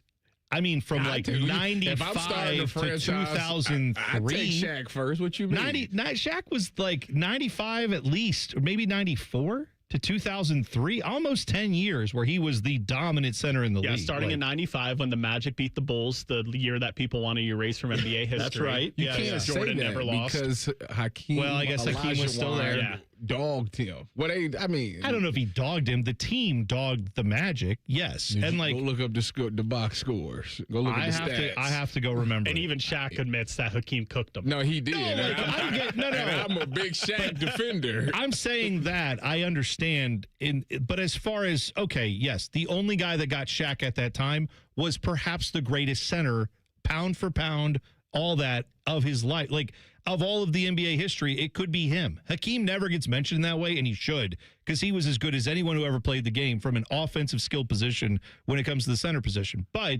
dang, they swept him. I'm just saying, like, yes, they did. Yes, they did sweep him. Yes, Hakeem averaged 32.8 points per game, 11.5 rebounds, and 5.5 assists. That feels bad too, because 2 blocks. Didn't Charles Barkley join them right after that? I feel like Barkley went to the Rockets either. Yeah, it had to be right after that. And he didn't get the ring. Yeah. So people talk about guys chasing rings like Charles was doing that too. It didn't work out for him. But you could argue that Shaq has the best 3-year span in NBA history. The 3P with the Lakers. I think he was better but again, like, people forget how good he was prior to getting to the Lakers. But yeah, with the Magic, he was phenomenal. Like, they would never have made the finals without him. The best center in the league at that time because Hakeem was there. Like, that's the only reason. Was David Robinson. No, he was better. He was better than all those guys. I watched it. I'm telling you. You're not giving it to Wilt? I'm not giving it to Wilt. So I saw this from, we've talked a lot about the Browns earlier today. If you missed it, you can listen to the podcast, wherever you get podcasts. Just T-Bone and Tyvis. Go right there and find it on your favorite podcast app. It is all brought to you by our friends at Capital Ford of Columbus. But we talked about the Browns earlier on, but the Bengals also, there is some hype going on around them. Do we have this Chase Brown audio, Dylan? I'm getting all my names confused today. So this was Chase Brown talking to NFL Network, right? About what he's seeing when he goes up against this defense, which, of course, made a lot of improvements this offseason. How's it been in practice? Here's what he said. They're a really good defense, man. And, they've been doing a really good job this training camp, bro. Like, just with Dex and Boye and B. Cook and all of our returning starters from the year before, like, that's an experienced group. But to see what they're doing this year, the amount of havoc they're causing up front, the amount of pressure they're putting on Joe, I feel comfortable saying this. That's a top 10, top 5 defense. Okay. Bro. So Chase Brown, put it down right now. Okay. I don't blame the Bengals for feeling this way. I don't blame the players. They should feel this way. The question I have is, if you're not inside that building, do you think that's a top 10, top 5 defense? Do you think this is the greatest offense in the NFL? Because those are the things we're hearing from the Bengals coming out of this preseason and now obviously into training camp. Like, the hype around this team from themselves, they are putting the expectations extraordinarily high. Are they not? Done that. No, because didn't Joe Burrow say this is the best team I've ever been on? Yes. Something like that. So, yeah, they definitely set the bar there, and it ain't no excuse. The only excuse is if Joe get hurt. That's the only way, like, this kind of fails. And it's funny that you mentioned that, because I completely blacked out after he said the amount of pressure they've been putting on Joe. Why is anyone near Joe? Why is Joe even practicing? That's what I want to know. No defender should be anywhere near Joe Burrow. There should be no pressure on Joe Burrow whatsoever. Oh, did you see? I forgot. Speaking of, yeah. Well, I get there's a balance, right, where you want to make sure. Oh my goodness! They can't have a slow start. They keep having these slow starts every single year. And while I think the season, obviously being 17 games now, gives you a chance to recover, if you start off with like 3 or 4 losses, it puts you in a hole unnecessarily. So I do understand them saying we want everybody to be firing on us all cylinders. Maybe that's why they're not giving Joe Burrow. They're not just saying, hey, you chill out and bubble wrap and don't do anything. We don't want you getting hurt. I did see, though, he's trying to relax. Who is his girlfriend that is famous? Is it Jessica Alba? No, it's not. I think it's Olivia. He's moved on? No. He was this. No. Is he about to have like a Derek Jeter type of resume, Joe Burrow? Dylan, I believe that Olivia Ponton. I don't know. She's a Sports Illustrated swimsuit model. Oh, okay. Yeah, let him live. Good for let me tell you, he knows who she is. That's what it always was. Like Leonardo DiCaprio would be the guy where you're like, who's that lady? And then you'd find out later, like, oh, that's yes, like. Derek Jeter would date someone and you'd be like, wow, she's incredibly hot. Who is this? Like, oh yeah, Leo DiCaprio was with her 2 years ago. Like that's Joe Burrow now, where he's aware of the hotties for sure. But in either case, yeah, Leo was with whatever girl you were just referencing to 2 years ago because she went over his age requirement. Well, they have to be. Yeah, under Leo's 25. weird. Yeah, that's bad. When he gets to, oh, you're 22 now? Sorry, I gotta move on. I'm just sorry. This is like college football. Let me set up your retirement fund. It's was it 5 for 5? That's what he does now with college football. That's Leo's dating policy. Anyway, so Bengals apparently got a visit from practice from his rumored girlfriend, Olivia Ponton. So she was there. She was at practice. They saw them hanging out together. So I don't know why we're saying rumored. I mean, presumably she's there not because she's just a big Bengals fan, right? She's there because of him. So I good guess. for them. It's sad that their whole thing always comes down to the health of Joe Burrow. Like, literally. Well, that 2 years ago he was healthy the whole season and they still didn't make the playoffs? Was that the year that he led the league in? Oh yeah, it seemed like he led the league in everything. Yeah. That was the year where he was getting like MVP talk and it was just Chase won the Triple Crown that year. I believe so. And then Trey Hendrickson led the league in sacks. Yeah. It was terrible. Leading passer, leading receiver, leading pass rusher. The rest of that defense, though, was terrible. And I do think sometimes they were let down by their head coach with some of the decision making, but well, you know how people feel about him. Hey, he's going to be there for another 10 years the way the Bengals run stuff. Yeah, but that, you know what though? Honestly, no, because if he don't get it done this year, it ain't nothing. And everybody healthy, and they don't get it done. I will put it on as much as I think either he leaving or Joe leaving, one of the two. Well, I think the Bengals have rightfully earned this rep over the years of hanging on to coaches too long. See Marvin Lewis. However, at some point, it seems like Joe Burrow has become a huge fan of Zach Taylor's. Does it not? Yes. Like, I agree. I don't think he's there. I'm not trying to defend the Bengals because they probably haven't earned it, but if they had some quarterback who said, I don't like this dude and I don't work well with him and I don't know why he's here, if that was the noise coming from the quarterback room and that quarterback was Joe Burrow and they had that season you talk about 2 years ago, Tyvis, and then last year as well, there's no way that coach, I can't imagine any franchise hanging on to a coach when your quarterback is openly against it. He's there because Joe Burrow wants him there. That's the only reason Zach Taylor has that job. I will never stop believing that unless, I don't know, if Joe Burrow comes out this offseason and says, I hate this guy and I don't want to play with him anymore, and they still keep him, then I'll change my mind. But I don't think that's the case. Big Ten and the SEC don't seem to like each other on or off the field. I'll tell you why next. T-Bone and Tyvis on the Fan. Fan traffic. From the Atlas Butler Plumbing Services Traffic Center. Good morning. Some much better news for our downtown drivers. That 70 eastbound ramp is officially back open if you're heading 71 in that northbound direction. Before, as we've been following all early morning long, we had a semi-jackknife in that area that has since been moved. Looking a lot better. No need for any detours, but just keep in mind we are still seeing some delays 70 eastbound around that scene over by Parsons Avenue. I'm 10 TV's Brianna Albizu with your fan traffic. They say gigantic overdraft fee. At Right Pat Credit Union, we say, hey, mistakes happen to the best of us. They say, due to high call volumes, wait times may be longer than expected. We say, how'd the kids' soccer match go? They say, gotta maximize those shareholder returns. We say, you deserve better. Right Pat Credit Union. Banking done right. Federally insured by NCUA. One bite in, you'll be saying, that's hot as fire. Speedway's new Hottest Fire Chicken Sandwich turns up the temp.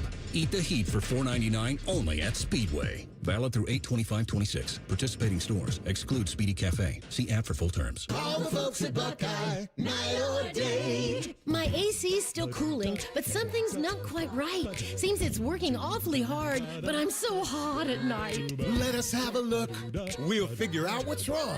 We'll recommend the best plan to get it running strong. Get a free diagnostic AC check with repair. Call 614-683-9911. Call the folks at Buckeye, night or day. McDonald's is putting value back on the menu. Whether you're craving a Big Mac, McNuggets, or sausage, egg, and cheese McGriddles, make it a meal and save. Your favorite is now your wallet's favorite, too. Extra value meals are back. Enjoy a $5 sausage McMuffin with egg extra value meal, complete with hash browns and a small coffee. Most stores open 5 a.m. or earlier. Price and participation may vary. Promotion pricing may be lower than meal pricing.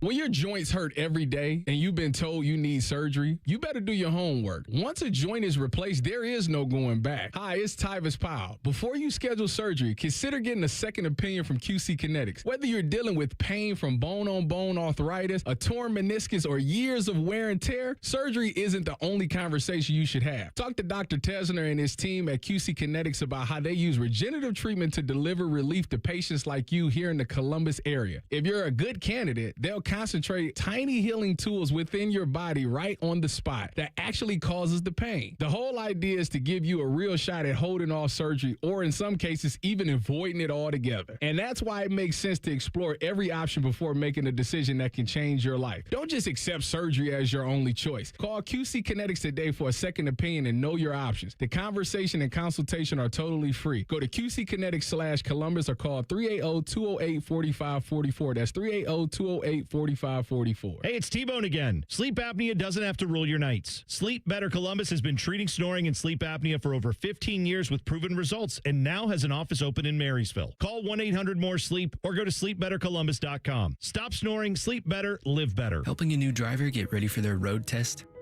Here's a convenient new way to make the most of your 50 hours of required practice driving time. The Road Ready Ohio app, available now at no cost to new drivers and their families. Road Ready Ohio keeps track of your driving experience together, providing feedback and safe driving tips. It even generates the documentation you need for the Ohio BMV. The Road Ready Ohio app, free to download in the Apple and Google App Stores. Hello, it's John Kozik, founder and president of TurboTrack Realty, and I buy real estate as is, fast for cash. Give us a call today for an all-cash offer at 614-470-2000, 614-470-2000. I buy vacant properties, inherited homes, divorce situations, death in the family, apartment buildings, commercial properties. I even buy my tenants won't pay me the rent houses. Give us a call today for an all-cash offer at 614-470-2000, 614-470-2000. We at The Fan have created a show where you can be a homer, a hater, or whatever you want to be. Sunday mornings at 8. It's the Fan Call-In Show, presented by the Sportsbook at Hollywood Casino Columbus. Must be 21. Gambling problem? Call 1-800-589-9966. Fan weather. From the Logan AC and Heat Services Weather Center. We have a 10 weather impact alert in place for you to keep an eye out for heavy amounts of rainfall, gusty winds, and the possibility of seeing those strong to severe storms throughout the rest of the day. During your morning hours, we're expecting another round of rain, a little bit of a break with mostly cloudy skies, highs right around the mid-80s, and then again another round of rain and storms tonight. I'm your 10 weather impact meteorologist, Lily Aldrich, with 97.1 The Fan. We test marketed naming the show A Guy and His Butlers. Oh, that is very touching. But we thought Bishop and Friends had a better ring to it. Weekday mornings at 9. The Fan. Tyvis has a bum wrist from playing football. Bone has a bum wrist from opening the heavy doors at Sheets. You're listening to T-Bone and Tyvis. 1 hour from now, we will talk to Big Ten Network analyst Jake Butt, former Michigan man, Columbus guy, Pickerington guy, as a matter of fact. Jake will join us an hour from now. We'll talk about all things going on in college football, meat chicken, Big Ten. We'll get into whatever we can with him. Looking forward to that in an hour. But something I'm curious to get his thoughts on, the Big Ten, the SEC, not on the same page. Per Ross Dellinger, this came down, the last couple of days. ESPN is apparently socializing, they are saying, the college football playoff leaders of a 16-team format with 4 play-in games for the Final 4 spots. They back to 16 now? No, this is a hybrid. So ESPN, of course, through who's their TV partner? The SEC. Yes. So this will be the thing that the SEC says they want. Yes. It's going to be essentially, we'll have a 16-team playoff, but the Final 4 spots will have like a play-in game for each of those. Okay, so they're trying to do the NBA. So 13 through 16 will be play-in games. So you'll actually kind of, so Tyvis, basically, 20 teams will essentially have a chance to get through the playoffs, more or less, right? Like if you're 16 or 17 through 20, you can be in the play-in game against 13 through 16, and if you win that game, you're now in the playoffs and you have a chance to win a national championship. I have a question. Yeah, go ahead. What's wrong with what we got right now? What's the problem with it? The problem is that you get fired. They can't make enough money. They can't make enough money on it. So that's the problem right there. Is they're all trying to find a way to make this money. Like the 4 thing, okay. You want to argue about the 4? All right, I get it. The 4 made sense. No one fought that. No. Not a soul. They did fight it. No. You think so? Yeah, the 5 and 6 fought it every year. No, but like no one was like, oh, like we too need many. more. Oh, no. When we went from 2 to 4, I thought feel like everybody 99 thought 12 was too many. 12 is too many. 12 did feel like too many. I just want to point out, though, 8 would have been the perfect number because that's when Ohio State was the 8th seed when they won. So all I'm saying. That was exactly right on that one. Like I feel like until we get to a number where there isn't a blowout, then that's what the right number should be. Because every year it's like, why did they even get in? They got blown out. You know what I'm saying? Well, yeah, like of Tulane course. last year, they got blown out like in the first round. But Tulane and James Madison weren't top 12 teams. They got in because they wanted to write the rules stupidly about how many conference champions get in and yada, yada, yada out of the group of 5 or whatever the hell they're being called, group of 6. I don't even know anymore. Who Power 4, Power 5, group of 5, group of 6. I don't know what it is anymore. But if we're expanding, I think this idea is the best one of all the crap we've been getting. Yeah, but you want the NBA play in? Yes, because so wait, let me get it right. It's 12 that's getting in, and then the last 4 is play in. No, the last 8 in this. So it's 20 20 are getting in. 13 through 16 would be play-in spots. So that means you would have, if I'm understanding this right, the playoffs would be 16 teams. There would be playoff games to get spots 13, 14, 15, and 16. Okay. Which means so that means you have to have 8 teams to play for those 4 spots. So the final 20 is 20. The final 20 is in, but 13 through 20 is playing to get to 16. It's exactly when you said it's the NBA playoffs. It's exactly what it is. Okay. It's exactly the same format. It's the play-in format of the, or even if you want to go with the NCAA tournament. In basketball, where you have the first 4. First 4 essentially are like playing games, even though they hate to call them that. Yeah, it's just a bigger field. You know what? But Which is hilarious. Essentially 20 teams that make the NBA playoffs now. If there has to be an expansion, I take this one. Yes. I take this one. You know why? This is because the coaches, Overton window, man. Coaches still get fired. Because right. Just because you was a play-in doesn't mean you are safe. Like last year, let Notre Dame and Texas and Vanderbilt, BYU, let all them fight over who deserves to be in the last couple spots in the playoffs. I'm fine with that. No, okay, but either way, I'd rather than do nothing. But if they're going to do something, do this. Nothing too. Here's the problem: is whenever the 12 teams were already kind of there, but at least it still feels like you have teams that say, "Hey, this game matters." We know Ohio State. They can't go out and lose every big game on their schedule this year and make the playoffs. We know that, right? If we got to 48 teams, that wouldn't be the case. There is some number of games where your regular season will not be as important. Would we all agree with that? Yeah. Right? Like 24. Okay, yeah, I feel like it'd be 24. 24. I think, yes. So the issue becomes, at some point, you want the games in the regular season to matter. And we're going to hit a critical mass on the number of teams in the playoffs where the regular season games will not matter nearly as much as they have for the eternity of college football. And that is the thing. Like I was talking with Ross Bjork about that when he came on Friday, and I said, how do you balance this? The money thing versus the traditions that we all have come to know. And he took it into like our guys are still going to be in the classroom. They're still going to be student athletes. That's all fine. I want the games to matter. I want it to matter when Ohio State plays If Texas. That's the case, then you need to go back to 4. Well, right. I want there to be stakes like that. I want the play-in games to be the games you schedule.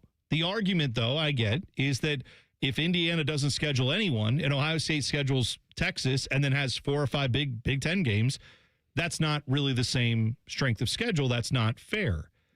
And I think the way you have to fix that is centralized scheduling. But short of doing that, this is the next best system. Is they're going to get us to a place where we all go, well, at least with 20, we're getting all the best teams and a couple of the stragglers, and we'll settle this on the field. The regular season will not matter as much when you do that. I think that the question that was asked is, what's the biggest difference between college and pro when it comes to, and a lot of times we say atmosphere. Yeah. I really think the answer is each week matters in college. It's supposed to. It has mattered. It still mattered. Like, it's still real to me, damn it. Like the wrestler guy. Like, but I can understand someone who's 15 right now. They grew up in 10 years of 2014 playoff.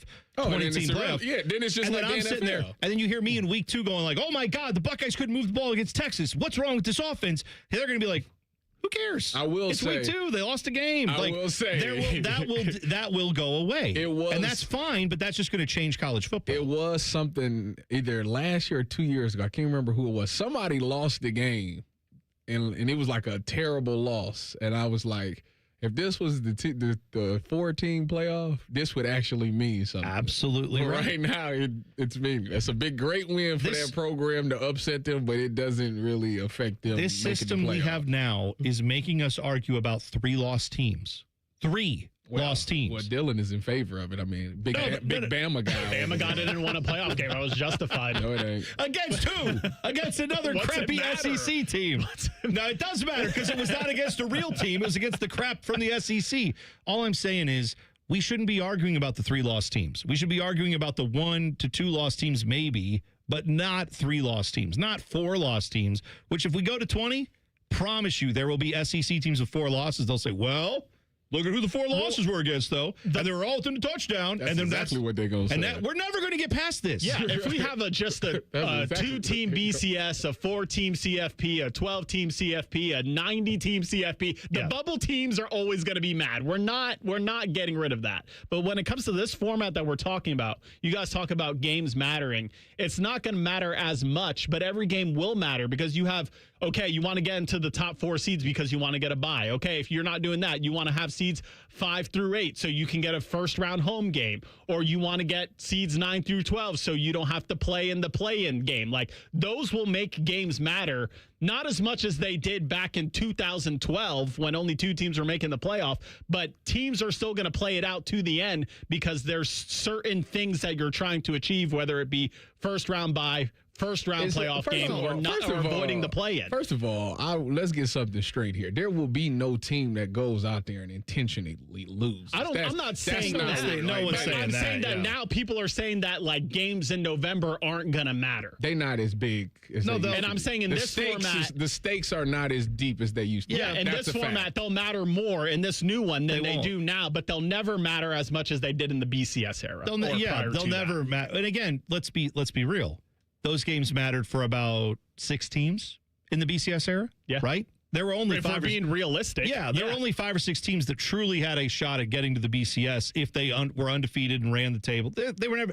Boise State went undefeated. They let them in? No. And they wouldn't. They beat Adrian Peterson in them. I know they did. And they didn't let them in. The Fiesta Bowl. Were they undefeated or maybe they had a loss? Or was it the I think they were undefeated. Bowl. Okay. I don't remember what it was. Yeah, they was undefeated. But they were getting in because they didn't play anybody. Right. In air quotes, right? They never got a straight look at it. Now Urban in Utah.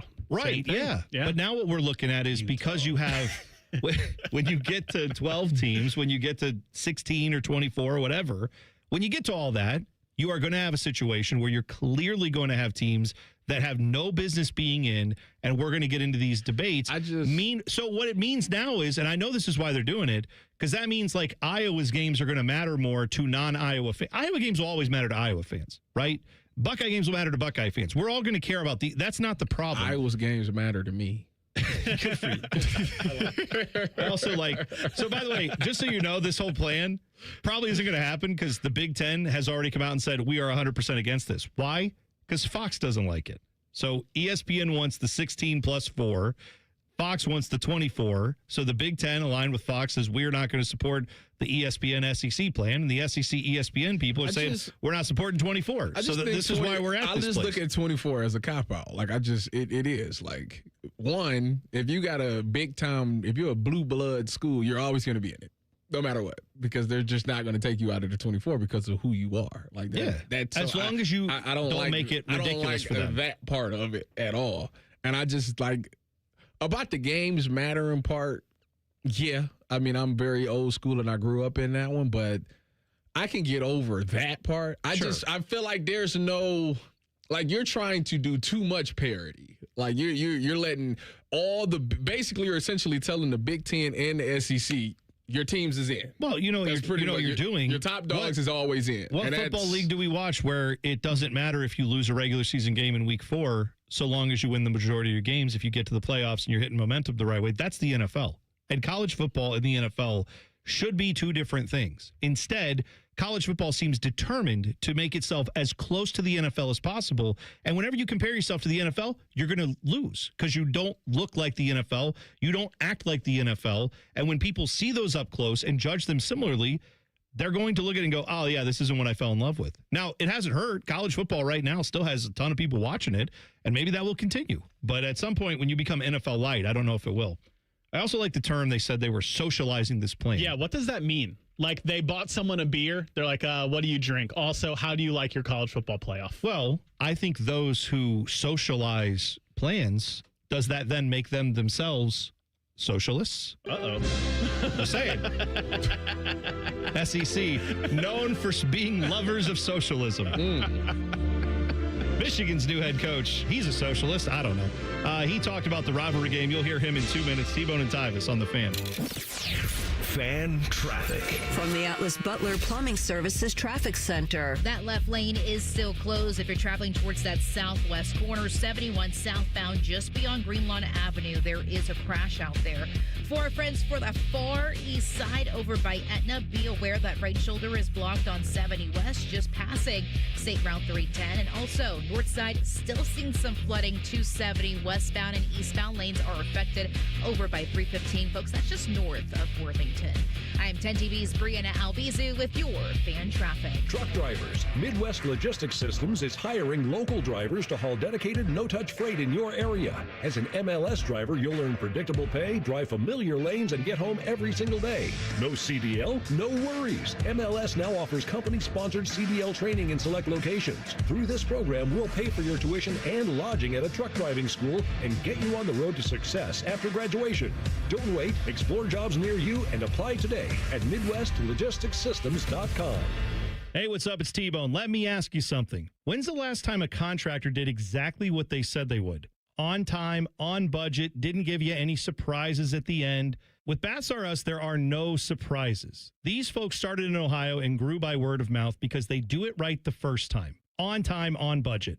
And here's the difference with Baths R Us. They have local crews, never subcontracted. The people who show up to your door, they're trained Baths R Us employees. They aren't just some random crew that got hired last week and has no idea what they're doing in your home. Whether you need a safer bathroom to stay independent or you just want a space you're proud of, Baths R Us builds it to last. That's Baths R Us. Call today and see what it's like to work with people who actually keep their promises. 380-225-BATH. That's to call Baths R Us and deal with a company that started right here in Ohio and grew by word of mouth. Because they treat people right. They do what they say they're going to do. 380-225-BATH to call Baths R Us. Baths R Us. Bathrooms you can trust. Call now. T-Bone and Tyvis is sponsored by Capital Ford of Columbus. Find your dream ride and get approved fast at CapitalFordOfColumbus.com. T-Bone would like to take a second to remind everyone that Eddie George is awesome and that Ronnie James Dio was an American treasure. And that pickles are gross. Thank you. Here's T-Bone and Tyvis. Tweet the program at Bone and Tyvis 971. It is a hot take Tuesday. There's a few more hot takes. And I think I'm going to upset some people with this one. It's not my hot take, but I'm going to adopt it. SWK Bearcat in the chat said Hot Take Tuesday. We actually said HHT, but whatever. I knew what you meant.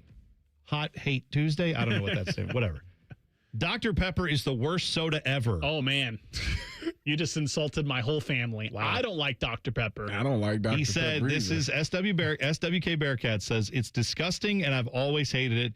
You'd be better off putting a ton of black pepper in sparkling water. Pretty much the same thing. Man. Ow. Not a Dr. Pepper fan. I personally have never enjoyed it, but I don't know that I would say it's the worst thing I've ever had. Like, I've drank pickle juice. That was far worse. But, yeah, as far as... that used to be good. Yeah, it's not for me. me. When you cramping up, you drink that pickle juice. It save you. I can't drink Dr. Pepper. I'd rather be thirsty. Yeah, I'm with you. I mean, I drink it, that's not... No. You don't drink that dark, Tyvis. I just what I'm telling you. I don't mess with that dark. It make you crazy. I'm telling you. You can't do that.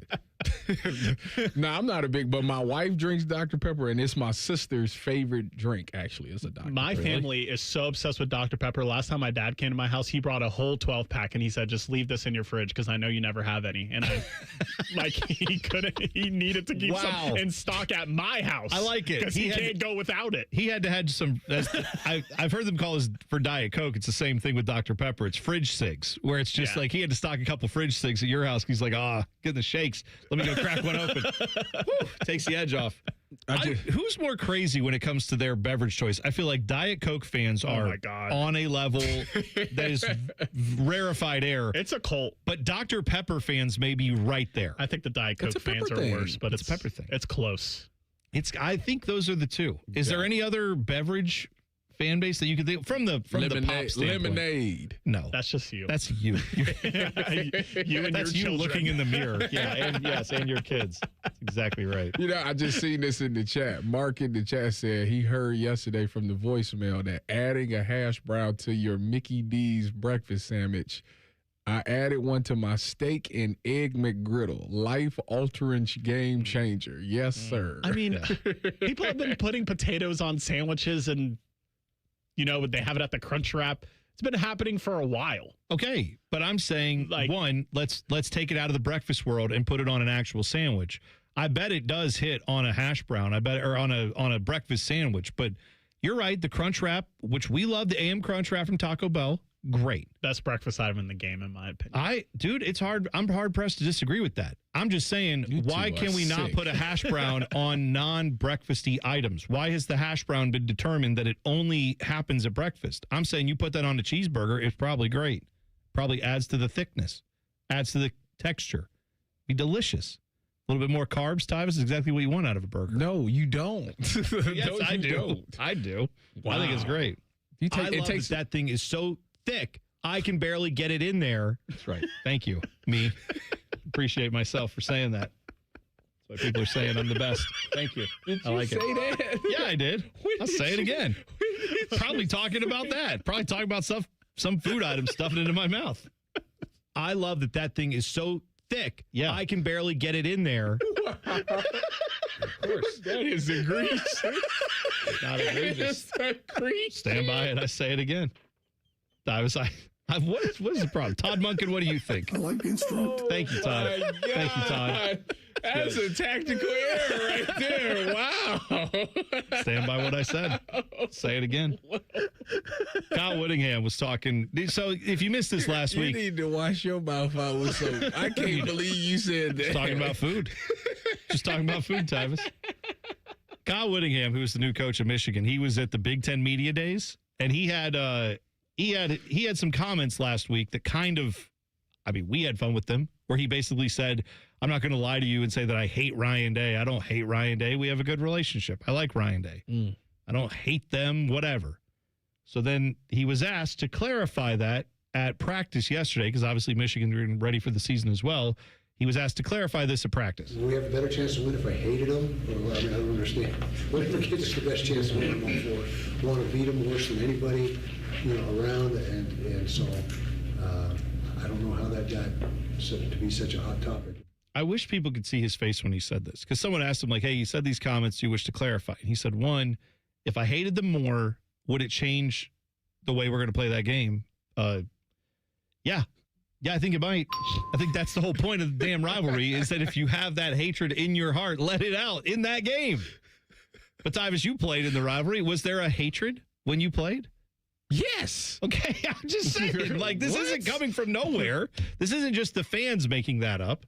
Yeah, I can't. Yeah. And it's like, it was really, for me, like, I didn't know any of them, so I didn't care for none of them. And I just thought that they were terrible. I thought that they were terrible human beings. I thought that they weren't good at football, and I thought that they were overhyped.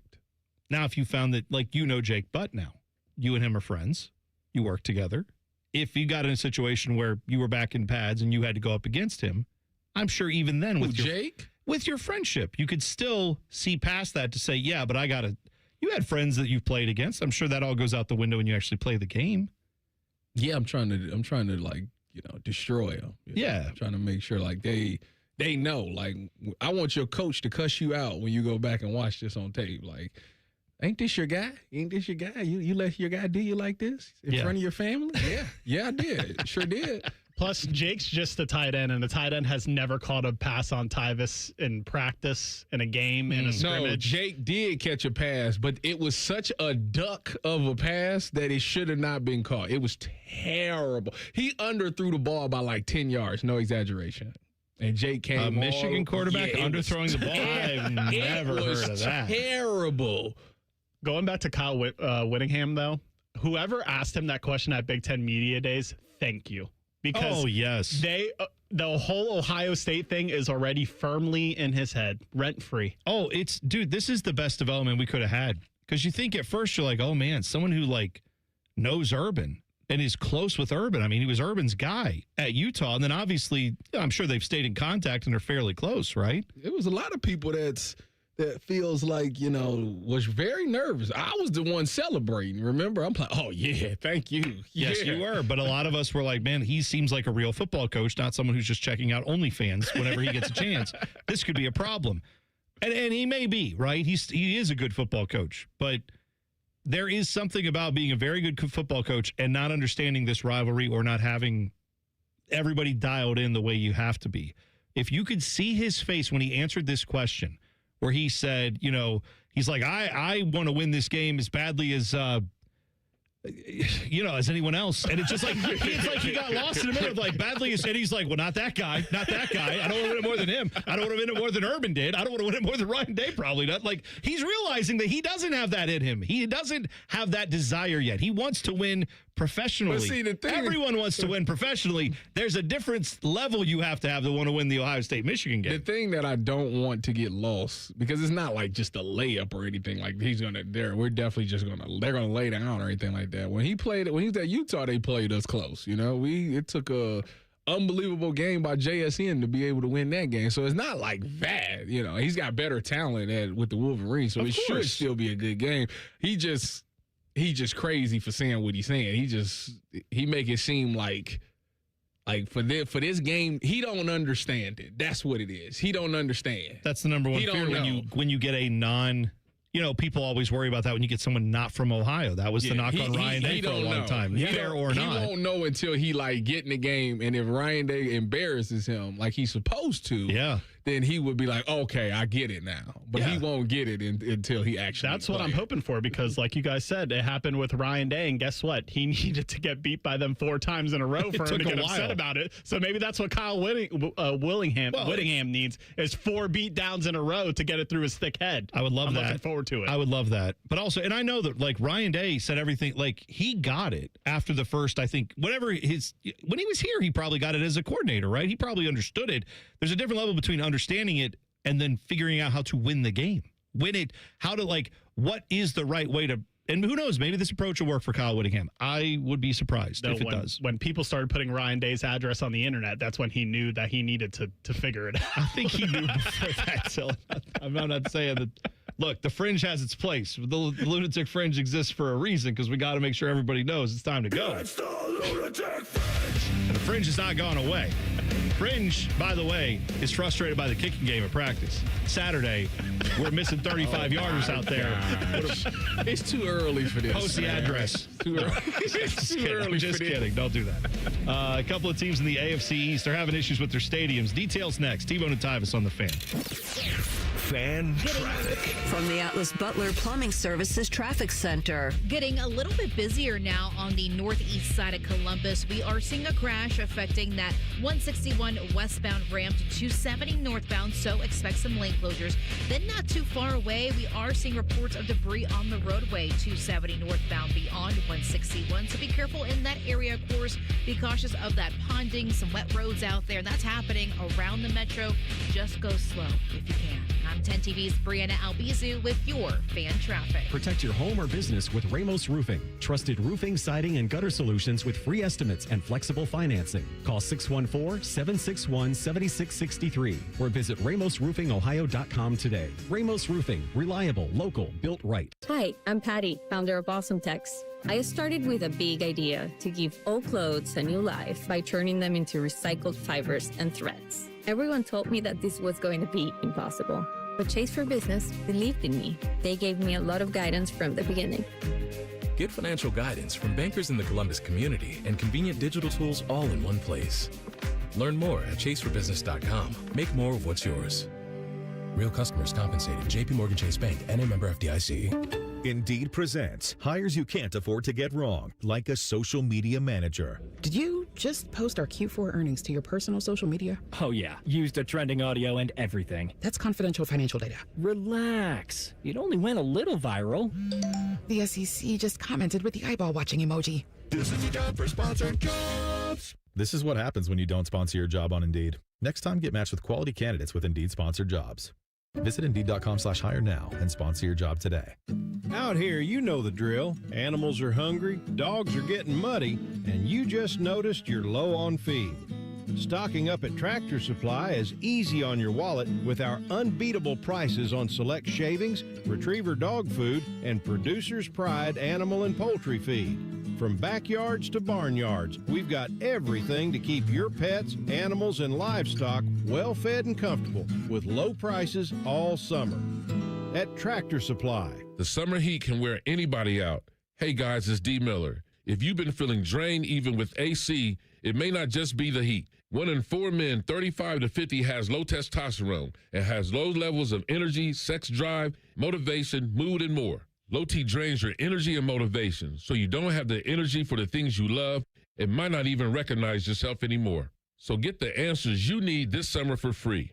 At Low T Center, you can book a free testosterone test and get a consultation from licensed providers who specialize in testosterone replacement therapy. Visit fixmylowt.com to schedule your free testosterone test today. Explore a range of peptides and even get a jump on that summer body with GLP-1s and medical weight loss protocols. Low T Center has been the #1 name in TRT since 2009 for a reason. Don't spend another day wondering why you don't feel like yourself. Visit fixmylowt.com to schedule your free testosterone test today. That's fixmylowt.com. Something big has just dropped at Hothead Burritos. Introducing barbecue pork carnitas. Juicy, mouth-watering pork carnitas. Our limited-time new citrus chipotle barbecue sauce. Savor the summer flavor. Hothead Burritos. Get up and get you some. When it's too hot to go out, it's definitely too hot for your AC to go out. The Waterworks Heating and Cooling Pros are here to help. We offer fast repair and AC replacement for any cooling system when you need it. Plus, we're a premier Lennox dealer and can install an energy-efficient system for a great price. Call the Waterworks at 614-232-2222 or visit us online at thewaterworks.com. The Waterworks. Better care, better value, better results. Leon was about to leave the military. My biggest concern was, what am I going to do next? He found out about My Computer Career and their military transition program. The Cyber Warrior program takes you from not knowing anything about a computer at all to being a subject matter expert. How long is that going to take? In the span of 4 months, I was able to get 4 different certifications. 4 months? Leon's advice? Highly recommended. Become a certified cyber warrior in just months at mycomputercareer.edu. This is one student's experience. Individual results vary. VA education benefits available to those who qualify. Buckeye Replay this summer takes you back to some of the greatest comebacks in Ohio State football history. The Buckeyes have something for the LSU Tigers in 1988. Hear Buckeye Replay this Saturday at 4 p.m. on The Fan. All your favorite fan shows are available when you want them. Head to 971thefan.com and hit that subscribe button. The Fan, Ohio sports destination. Tyvis played in some of the biggest stadiums in the world. T-Bone has eaten some of the biggest pizzas in the world. You're listening to T-Bone and Tyvis. There's a big difference between getting a prescription and getting a plan. When it comes to weight loss, most people already know there isn't a magical solution. Real results usually come from having the right strategy, the right support, and medical professionals helping guide the process. And now, Tri-State Men's Health is offering telehealth for their medical weight loss program. They start by taking the time to understand your particular health situation, your goals, and your long-term success before recommending treatment options. They use advanced medical strategies that medically supervise to help achieve the goals for your particular situation. Plus, they have medical solutions that could potentially take you even further towards your body composition goals. The best part is that there's no cost for your initial consultation. So don't just get a prescription, get a plan. From Tri-State Men's Health, call 800-900-9654 today or visit tristatemenshealth.com. Helps if I turn my microphone on. Man, I was just so enamored by your read. I know. I was just listening in. You thinking about it? My you trying to lose some my weight? chin was sitting on both my knuckles, on both hands, as I was just looking at you. Hands on elbows on the desk. Yeah, the whole thing. Dylan, we got a voicemail, 614-460-8010. We get a bunch of your voicemails, but this one I thought pertained to Hot Take Tuesday. We were talking earlier about longevity in the NFL, and should that matter when it comes to the Hall of Fame. So who do we have, Dylan? Some guy. He says his name. Okay. Some guy. Good. You made a big impression, some guy. Here we go. Let's hear who it is. Hey, guys. Andrew here. Just wanted to chime in on this conversation of guys like, longevity in their prime, that kind of thing. I'll just say this. Maybe this is a bit of a hot take. I think one guy that absolutely would have been a Hall of Famer had he just not gotten hurt so much, which, yes, I know we can say that about a lot of guys. But I think Bob Sanders from the Colts, had he just been able to stay healthy, because when he was on, he was awesome. I remember they even had a joke about him that 2/3 of the world was covered by water and the other third was covered by Bob Sanders. So, I don't know. I think he would have been a Hall of Famer had he just been able to stay healthy. Bob Sanders was that deal. The hit man. He was that guy. Yes. Bob was that deal. So I remember, he was on the Colts. Yes. And he, with Peyton Manning and Edgerrin James and Marvin Harrison and Reggie Wayne. And I remember every time he got hurt. Dwight Freeney. Yes. Robert Mathis. Keep going. I don't think of defensive guys. What a loaded team that was. Good God. But when he would get hurt, and they would ask about their Super Bowl chances, multiple analysts would be like, yeah, Bob Sanders is healthy. Bob was crazy. Like, if Bob Sanders could come back for the playoffs, they could do it. Then he went Defensive Player of the Year. Like, he was that dude. All right, here, just defensive numbers are always tough to quantify, because obviously if you're very good in the secondary, you may not have a lot of stats because they never throw it your way. No, but that's that boy was a hitter. But here's the thing. He had, in his career, he played from 2004 to 2011.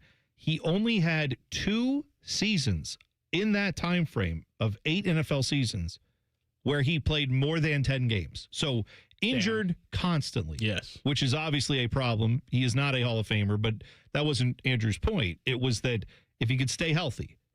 In the 2 seasons where he played more than 10 games, he played 14 in 2005. He played 15 in 2007. He was the defensive player of the year in 2007, and he was both times first team All-Pro. Like, the 2 times he played more than 10 games, first team All-Pro. That is, I don't know if anybody else has a number like that. Can you think of someone else who only had 2 seasons where they actually played the majority of the season, and both times they were considered to be one of the best, if not the best, in the league? Josh Gordon. Yeah, that's okay. For different reasons. You know what? Different. Yeah, you're right. Oh my gosh! Could you imagine if Josh Gordon had just really taken to just stay off the weed? Dude, you imagine if Josh Gordon had just been really into photography or some other hobby that wasn't banned by the NFL? My God, like that. I know some people said he had a drug problem. I don't know what the legal definition is. I don't know if that qualified as he had a drug issue, like as far as a actual addiction, or if it was just he just enjoyed this stuff and couldn't keep away from it. I don't know what the issue is. He probably was jealous of the fact that other players around the league smoked all the time, and he couldn't because he was in the program. And but no, you're right. If you're in the program, so the drug test, because it's changed now. The drug test used to be you couldn't smoke until after you took the test. So you would hope that they would get you in camp. Once you take that test, right? You can go smoke right after that all you want, because they ain't testing you no more for it. Till what? The end of the season at least. Yeah, right? Till next year. But if you're in the program, I think you get tested maybe 15 times in a month or something like that. Oh, wow. Yeah. So it was to show you have a problem. Yes, you can't make this month without smoking. You got a problem. So I think he probably was looking at guys like Calvin Johnson, who comes out and say he smoked all the time. Yeah. It was what it was. So he probably was like, why is he able to do it and I can't? And I believe under the current CBA's drug policy, he wouldn't have even been in the program. Right. That's what I'm like. That's how much has changed since he's played. And I'm guilty of it too. At the time when we talked about it, we're like, how could this guy not stay off the weed? He must be addicted. And it's like, or is the program so like restrictive that once, like you said, Tyvis, once you're in it, there's probably guys who smoke just as much as he did that never got popped once because they were strategic with it. Correct. And that's a shame for his career. Oh man, they used to be hyped. They used to be like, I got it rolled up. Wait, I got my test today. I got one in the ashtray. As soon as we leave, it's already there. I said, y'all, it's terrible. That's By the way, little breaking news of an update. The NBA has announced their opening week. Okay. I just looked up at the screen and they showed like Christmas Day and it had like all the games on ESPN. And I'm like, why are we advertising Christmas Day NBA in the middle of August? They're doing their little tip-off. So which one you want more? Let's just get to LeBron. LeBron's opening game as a 76er. Yeah, what are my 76ers playing? Please let me know. I'm ready to watch. His first home game in Philly is against the Knicks. The Cleveland Cavaliers. Oh, man. Thursday, October 22nd. Yeah. They should have made that game in Cleveland. 7 p.m. Why didn't they make it in Cleveland? That would have been way more dramatic than in Philly.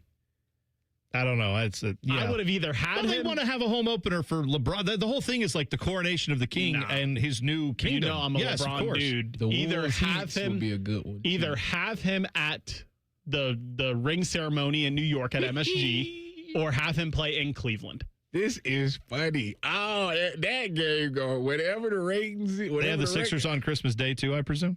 I didn't see. I don't know if I just saw it up on the screen, but I didn't see who. I didn't even think to look who was playing who. I just saw Christmas Day and got. Let me see. Maybe Shams. While you try to find that real quick. Shams said that the 76ers play the Lakers on Christmas Day. Oh, that makes sense. And I bet you that one's in L.A. That one is in L.A. Yeah. The Cavs don't even play on Christmas Day. By the way, I teased some AFC news very quickly. The Bills built their new stadium, let the fans in to see it for like a find your seat kind of thing.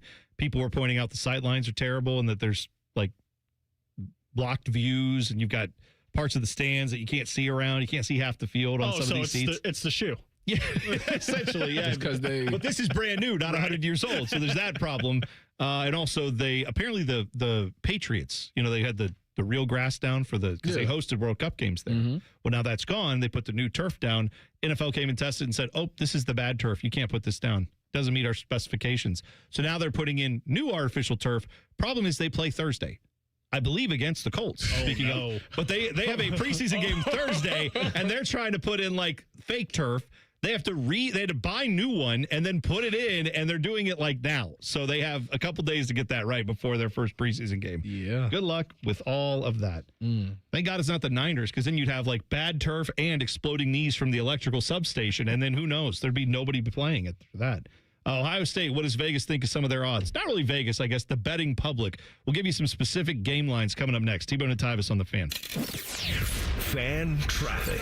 From the Atlas Butler Plumbing Services Traffic Center. If you're heading northbound on 315, that right shoulder is currently blocked when you're passing Rich Street out there, so do be careful. Our southwest side still watching a left shoulder blocked 71 southbound after a crash just passing Greenlawn Avenue. That's been that way for the past almost 2 hours or so. Also a heads up for that far east side. That right shoulder is closed up ahead 70 westbound passing State Route 310 if you're heading out towards Reynoldsburg. I'm 10 TV's Brianna Albizu with your fan traffic. At Great Lakes Hyundai, the savings are so good. It's time for the summer sunset sale at Great Lakes Hyundai. Right now, lease a new 26 Tucson SE for $149 per month for 36 months. $149 a month. Plus, every new Hyundai comes with owner assurance and America's best warranty. A 10-year, 100,000-mile powertrain coverage. Dublin or Columbus or glakeshyundai.com. With approved credit, $49.95 down plus tax title first month payment. 7,500 miles per year, ends 8/31. At ADP, we know you want your landscape business to succeed, but we don't know anything about landscaping. ADP only knows how to handle the business of your small business. So if ADP focuses on the payroll and the HR, while you focus on the land and the scaping, success should follow. Just don't expect us to know all about Kentucky bluegrass, zero-turn cutting, or what to do with a woodchuck. That's for you to figure out. Let ADP help your small business focus on the part of the business you're good at. ADP for small business.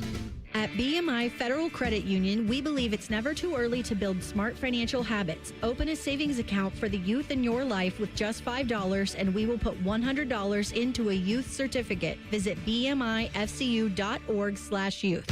The biggest party of the year is here. Zach Brown Band, Love and Fear Tour, presented by Margaritaville at Sea. Friday, August 14th, Nationwide Arena. Zach Brown Band. We're all in the same boat, fishing in the same hole. One night, all the hits. Adios and via con me. Zach Brown Band with special guest, Old Crow Medicine Show. CMA, ACM, and Grammy Award-winning Zach Brown Band. Tickets are on sale now at ZachBrownBand.com. And a little bit of chicken fried. Cold beer on a Friday night. A pair of jeans that fit just right. Don't miss Zach Brown Band, Love and Fear, live. When your furnace or air conditioner stops working, you can always rely on Atlas Butler to get it up and running the same day. So why not depend on Atlas Butler for all your plumbing needs? Our expert plumbers can take care of anything from a clogged drain to a broken water heater. We work on all brands of water heaters and plumbing equipment. One call does it all. Atlas Butler is at your service. Call 1-800-FURNACE. One bite in, you'll be saying, that's hot as fire.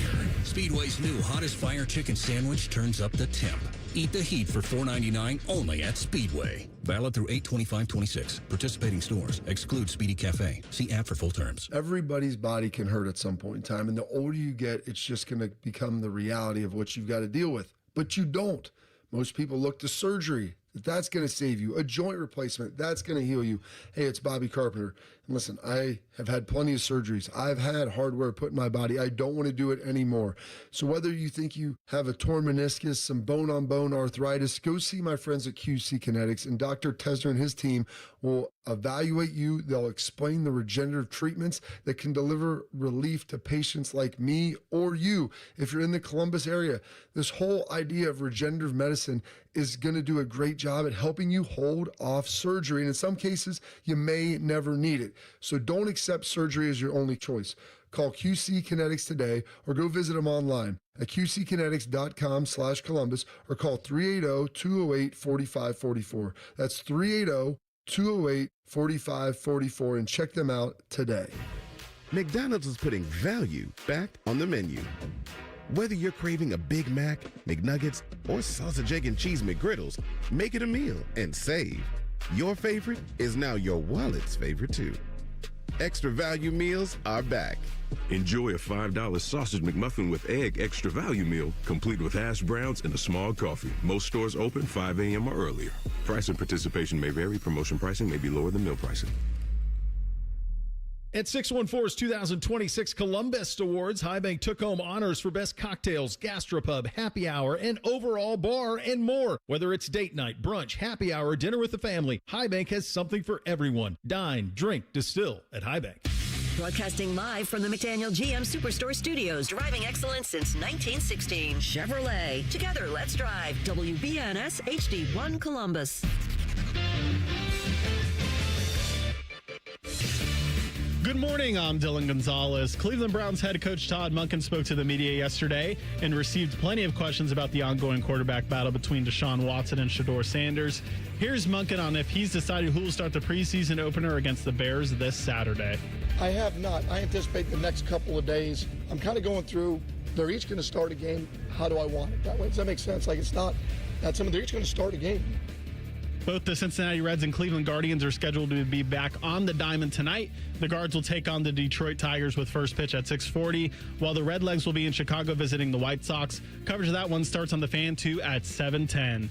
This update is sponsored by Awaken 180 Weight Loss. Warmer weather, more time outside. Summer gives weight loss a head start. Awaken 180 gives you the plan to make it happen. The official weight loss program of summer. Breaking sports news right here on the Fan, Ohio's sports destination. Two men who both know the value of a good hat. You're bald! Bone and Tyvis. I know a lot of you are excited about the Buckeyes. I am too. Can't wait for college football season to get here. Can't wait for the NFL to get here. Can't wait for fantasy football. All the stuff. It's football, football, football. However, today I just saw the news. Tyvis hinted at it in the last segment, but he got something wrong. Fake news, Tyvis. NBA opening night. The schedule is out, baby. And I'm hyped for this because it's on NBC. I'm going to hear this music. It is going to hit like crack cocaine when the Sixers take on the Knicks in the Garden, Madison Square Garden. Yeah, I can't wait That's for that. what it should be. Woo! October 20th? What do you mean? October That's 20th. what the opener should be. It makes sense. When you told me that it was going to be Cleveland playing in Philadelphia. I said Philly's home opener. Yeah, but you made it sound like it was the opener, and it wasn't. The opener is this one. Yeah, in MSG. So you got this is what they're doing with the Sixers. This is them. I care about the Cavs and the Heat. I care about my king. Me and Dylan aligned in the kingdom of LeBron. Don't know how many more years we're going to have this, Tyvis.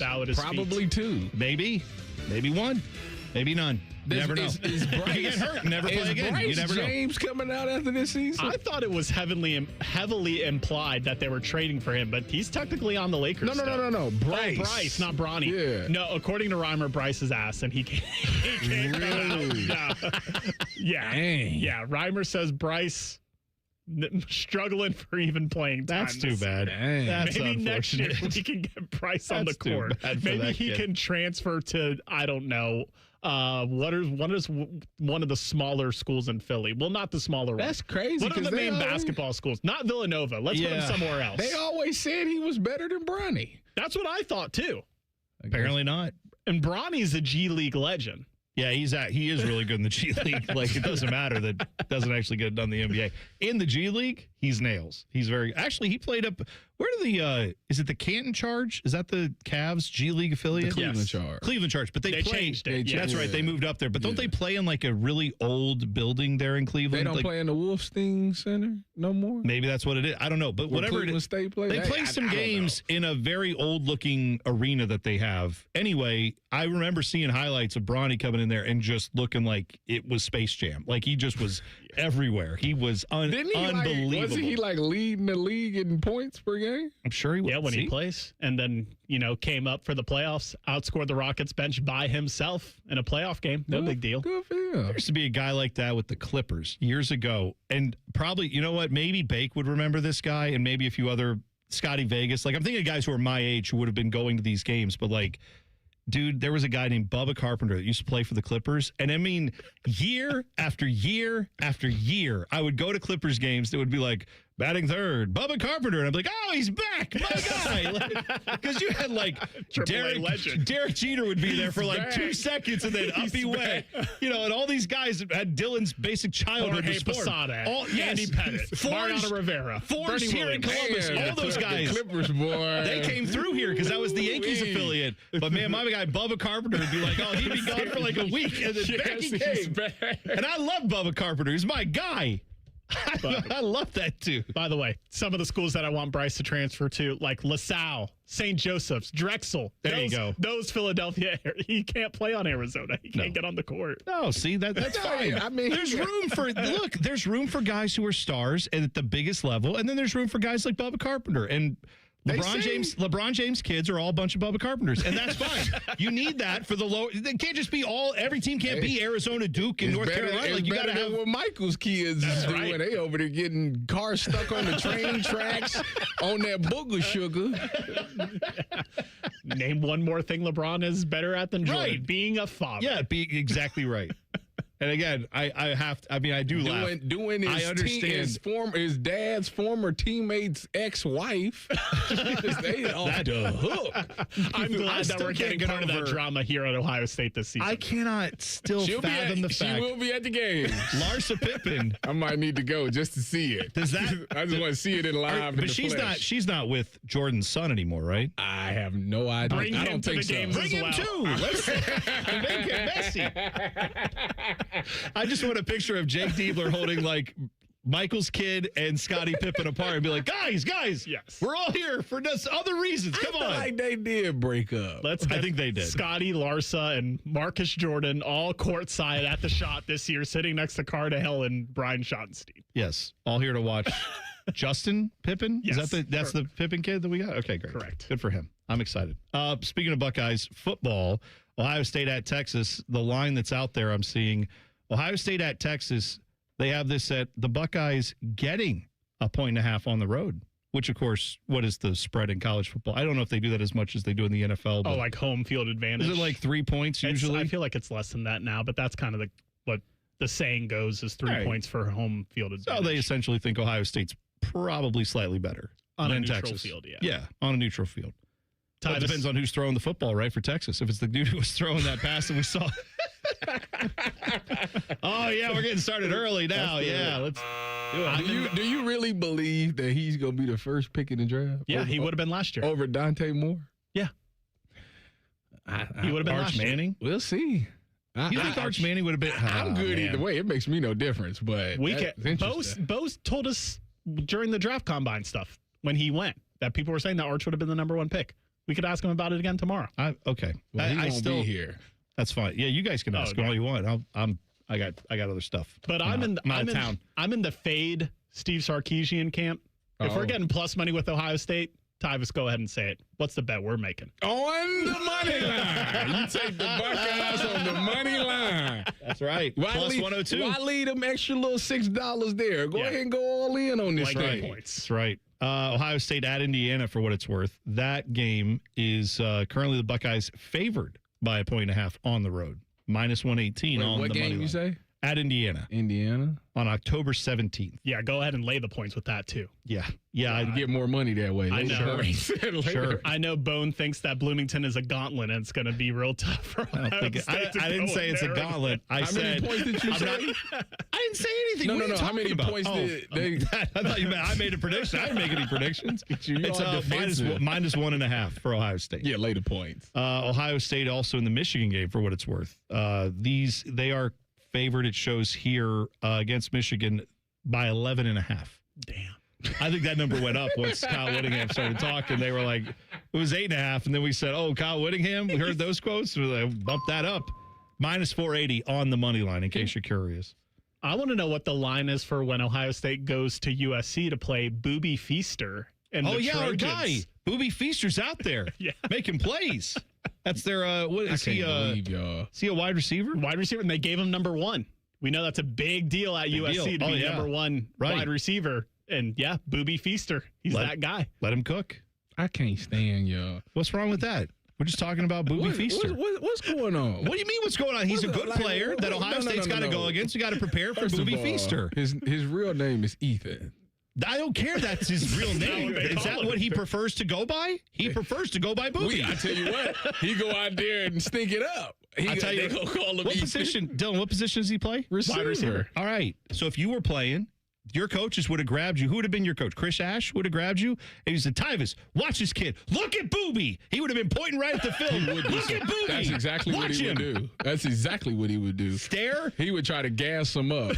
And then we'll get to the game, and This the guy? You would have said this Booby is underrated. This is what you would have said. This guy is underrated. I like it. I hope Booby goes for 10 catches and a loss against Ohio State. What kind of stuff is Booby's that? Big. Booby's right up there with the best. Some are saying he's either maybe could be the best. See, now I got to go look his highlights up, man. Yeah, you do. Please Google Booby highlights. Yes. Please Google that on the work computer. I think that's a good idea. You should definitely do that right now. Let's see. Don't type in the other one. Ethan Feaster. No, Booby. It's not going to show up. You got to get the best highlights when you type in Booby highlights. Come on. Shut up. Y'all ain't about to get me kicked off. Tyvis is going to study Booby Feaster. We're going to get ready to talk to Jake Butt. He'll join us coming up next. T-Bone and Tyvis on The Fan. Fan traffic. From the Atlas Butler Plumbing Services Traffic Center. Seeing another crash right now if you're heading downtown. This time around, it's affecting that 70 westbound direction once you're passing that 70 and 71 interchange out there. Already seeing some delays, so go slow. Also not too far away as you're approaching Grandview Heights, we are seeing a disabled vehicle 315 southbound. That ramp to 670 eastbound. That right shoulder is currently closed. I'm 10 TV's Brianna Albizu with your fan traffic. CEC Turf and Tractor is growing. We're proud to welcome Green & Sons Equipment's Mount Sterling and Marysville locations. Same hometown service you trust, now with the strength of one of Ohio's largest Kubota dealers. Visit CECTurfandTractor.com today. State Fair food is getting smaller and pricier. We'll have room for fried cookies. Okay, you never overspend on food. What's your deal? What's his deal? He went to Metro and got $450 in value on the new Samsung Galaxy A37 5G for free and no activation fees. Free phone? Oh, sign me up. Get that more for your money feeling. Only on Metro by T-Mobile. For your number and activate $40 period plan. $450 based on device discount, waived activation fee. Not available if with Metro T-Mobile in the past 180 days. Buying a house? Lock in a 5-1 mortgage with CME Federal Credit Union at just 5.35% APR. Learn more at CMEFCU.org. APY means annual percentage yield. APR means annual percentage rate. Terms apply. Membership eligibility and approval required. Equal housing lender. Federally insured by NCUA. Visit CMEFCU.org for additional details. Hey, what's up? It's T-Bone. If you've ever had somebody do work at your house, it's annoying as crap, at least to me, when someone shows up to your house that you never met, you've never worked with, and you didn't hire to do the job. Subcontractors, I understand why they exist, but for me, I want to work with a company that's going to bring people who know what they're doing, who are trained by the company to put their product in. On time, on budget, no surprises at the end. That's what Baths R Us does every single time. These folks started in Ohio and grew by word of mouth because they do it right the first time. And the big difference with them, they have local crews. They never sub out the work. The people who show up to your door, they're trained by Baths R Us. They're actually employees of the company, not some random crew they hired last week. Whether you need a safer bathroom to stay independent or you just want a space that you're proud of, they build it to last. That's Baths R Us. Call them today and see what it's like to work with people who actually keep their promises. Kind of a rare thing these days. Call them today, 380-225-BATH. That's 380-225-BATH. Baths R Us, bathrooms you can trust. Call now. In the military, the mission was clear. You knew what to do. Now, the mission has changed. Stepping into civilian life isn't about finding a job. It's finding your purpose. I wanted a career that would leverage the skills and discipline I gained in the military. IT just felt right. My Computer Career offers class schedules that fit into your life and skills in high demand. Put your VA benefits to work. Visit mycomputercareer.edu/CWP to jumpstart your IT career today. An elite CompTIA certification partner. Financial aid is available to those who qualify, including VA benefits. Hey, Buckeye fans. As the official wing sponsor of Ohio State Athletics, Roosters is kicking off an incredible giveaway you won't want to miss. This football season, we're giving away 12 ultimate Buckeye experiences. 3 drawings, 12 winners with prizes including tickets, sideline passes, and 3 trips to a Buckeye first-round postseason game. Go to roosterswings.com to register and see all the details. 3 drawings, 12 amazing prizes. Register today and every day. Roosters, a fun, casual joint. The radical left attacks law enforcement in the streets, while leftist politicians like Zoran Mandami, Tim Walz, and Jasmine Crockett slander them on stage. They mask their faces to attack and murder. Modern-day Gestapo. Modern-day slave patrols.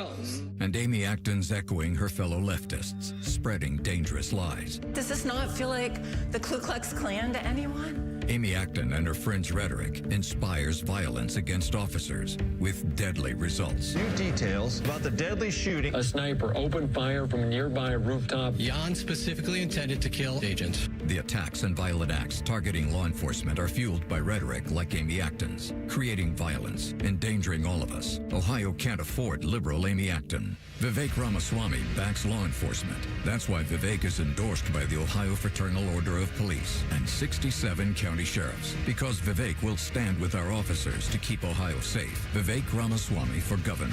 Paid for by Vivek Ramaswamy and Rob McCauley for Ohio. We got a higher home appraisal after we put away our African art and family photos. Has this happened to you because of race or national origin? Contact HUD at hud.gov/fair housing. A message from HUD and the National Fair Housing Alliance. Morning Juice is now on YouTube, weekday mornings starting at 6. If you're a fan of Bobby Carpenter, he's ready to attack and dominate. If you're a fan of Jeff Goodoff, drive directly to a hospital. Seriously, The Fan. Fan weather. From the Logan AC and Heat Services Weather Center. We have a 10 weather impact alert in place for you to keep an eye out for heavy amounts of rainfall, gusty winds, and the possibility of seeing those strong to severe storms throughout the rest of the day. During your morning hours, we're expecting another round of rain, a little bit of a break with mostly cloudy skies, highs right around the mid-80s, and then again another round of rain and storms tonight. I'm your 10 weather impact meteorologist, Lily Aldrich, with 97.1 The Fan. During this 10-second promo, Rothman will lose money gambling on something. People like you come here and blow the family nest egg that built this town. Rothman and Ice. Weekdays from noon to 3. The Fan. 3 men, 2 cars, 1 breakfast order. Okay, so far this breakfast has been a disaster. You're listening to T-Bone and Tyvis. Joining us now on the Fan Guest Hotline, Brian Heating and Cooling Systems Fan Guest Hotline. It is Jake Butt, Columbus guy, Michigan man, Big Ten Network analyst, joining us now. Jake, good morning. And it's that time of year where all the juice gets flowing here again. We got football back in the air. How does it feel for you when you start seeing all the practice footage and you start hearing all the pads popping?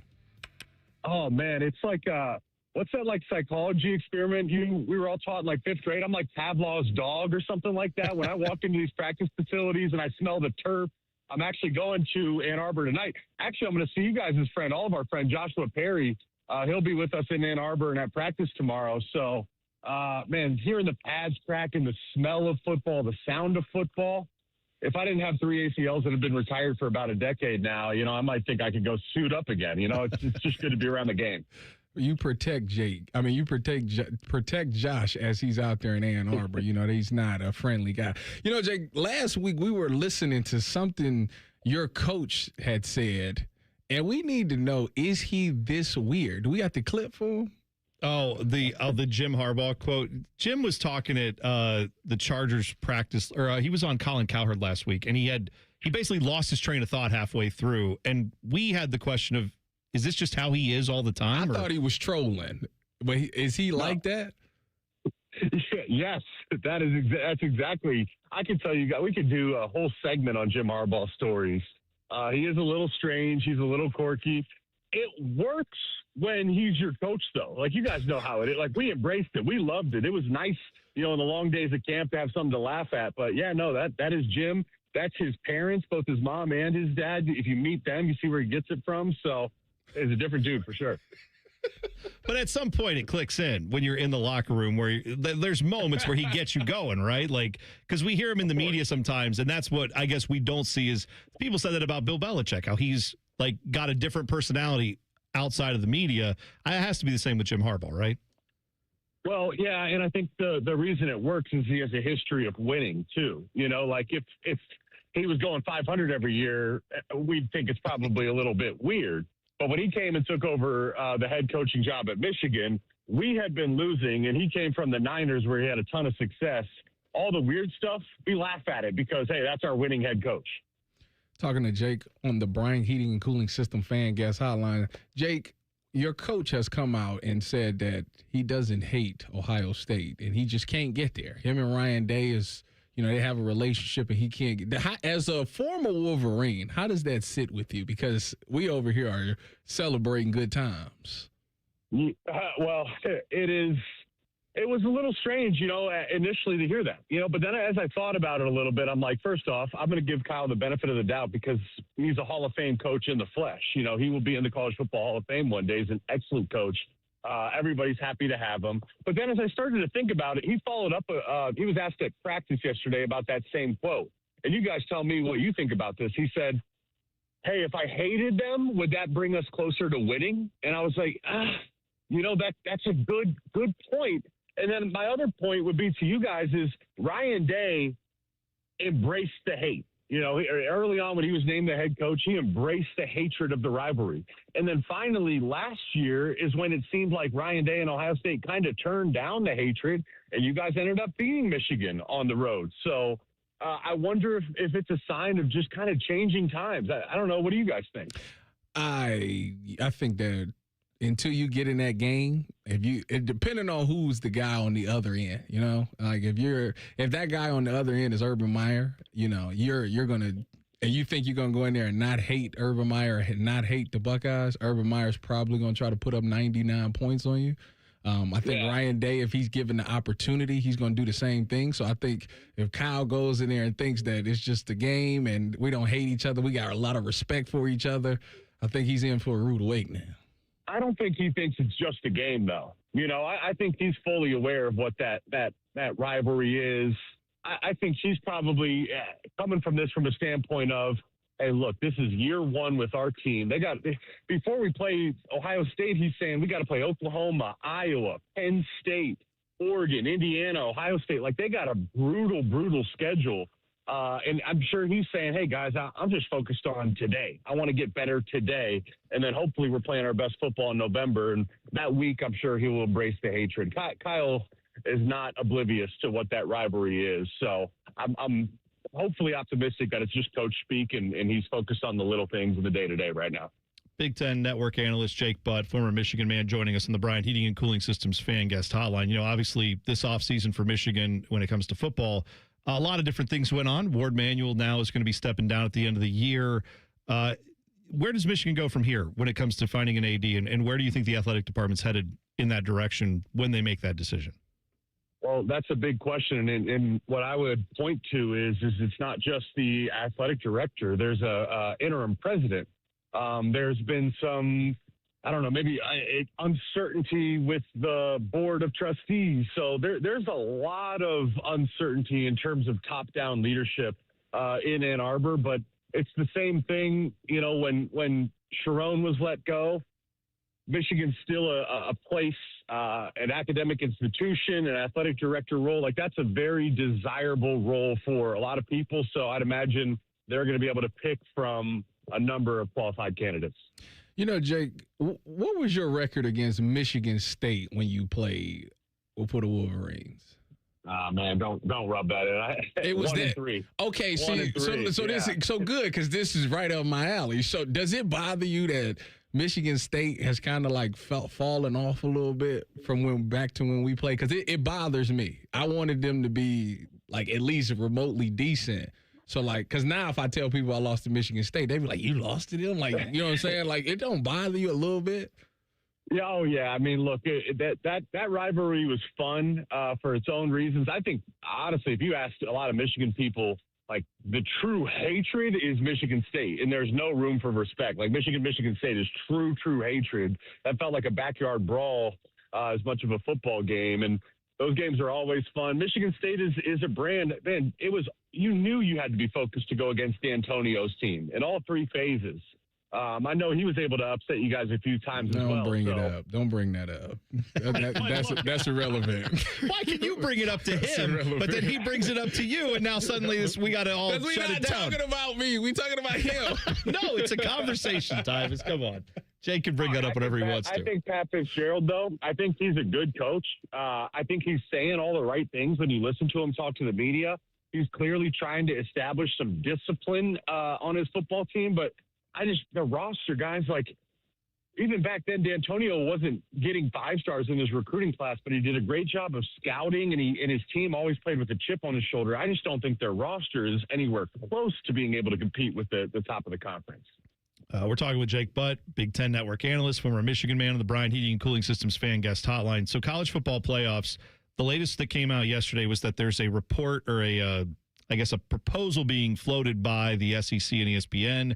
Socialized is the word they're using, that would involve a 16-team playoff, but with 4 additional teams playing in. So really it's like a 20-team playoff, more or less. 8 additional teams is what we have now. There's also the Big Ten proposal of going to 24. Where do you think we land on that? And bigger picture, do you think that's good for the game of college football if we expand the playoffs? Well, what I would say to that is I hope that whatever it is, that we can kind of draw a line in the sand, because I don't want it to go from 20 to 24 to 32 to 48 to 50. You know, like, eventually at a certain point, let's cap a limit on the playoff expansion. But to answer your second part of the question, I do think it would be good for college football in the sense of, once we embraced expanding the playoffs, we basically disincentivize the importance of any other bowl game. So expanding the college football playoff allows more teams not just to get in, but the opportunity to get in. And I think one of the strong selling points from Petiti or Sankey is a lot of games in late October and November in a 12-team playoff aren't important because there's a number of teams that just aren't even close to being in the hunt. If you go to a 20 or 24-team playoff, the Minnesotas of the world, Illinois, Washington, USC, Penn State, those teams that have been on the outside looking into the 12-team playoffs would now be in the hunt or making the playoffs in an expanded playoff setting. So that'd be fun for the fan bases, for us that cover college football, and for the players. Yeah, it's always interesting to talk about where college football's headed, Jake, and we appreciate your time this morning. We'll do it again soon, okay? Yeah, thanks, guys. Appreciate you. There you go. Bride of Pickerington, Michigan man, Jake Budd joining us. Bryan Heating and Cooling Systems fan guest hotline. We'll see, man. College football playoffs expanding. He's right. A lot of fan bases will be more locked in on, we could make the playoffs. I just wonder when we get to a point where that seems like the NFL. And that, hey, college football would love to make the money. Yeah, they want to make the money of the NFL. I just wonder if that will change how college football is perceived. But stuff we're going to find out because it doesn't look like this is changing anytime soon. Looks like we're headed to that pathway. All right. When we come back, Todd Monken pissed me off. He's an idiot. We'll talk about it next. 2 minutes away. T-Bone and Tyvis on the Fan. Fan traffic. From the Atlas Butler Plumbing Services Traffic Center. Still watching an incident in that northeast side of Columbus, outside of Blendon Township. Be aware that crash is affecting 161, the westbound ramp to 270. Northbound, that right shoulder is restricted after a car ended up in a ditch out there. So be careful once you're passing by. Also, a heads up outside of Plain City, northwest corner, we are seeing debris on the road right now. State Route 736 southbound between Adams Road and Robinson Road is currently closed. It really has been that way all morning long. Use some side roads as your alternate route. I'm 10 TV's Brianna Albizu with your fan traffic. Life is full of uncertainties. You can't control the economy, the prices at the pump, or the grocery store, and you certainly cannot control the weather. But the one thing you can control is your home's efficiency and comfort. Steve here from USA Insulation. Let us help you take back control of your home by insulating your walls with our premium foam. You give us a call today, we'll come out, we'll insulate your walls, and we'll throw in your attic for free. So give us a call today, 529-2440 or USAinsulation.net. USA Insulation. I'm Leslie from Pella Columbus. And I'm Wilson from that other window place. One of the biggest positives we hear from customers is, I loved my Pella Columbus guide. We're there to be whatever it takes to make your life easy. We've been working on our support as well. Cool, like? I made a pamphlet.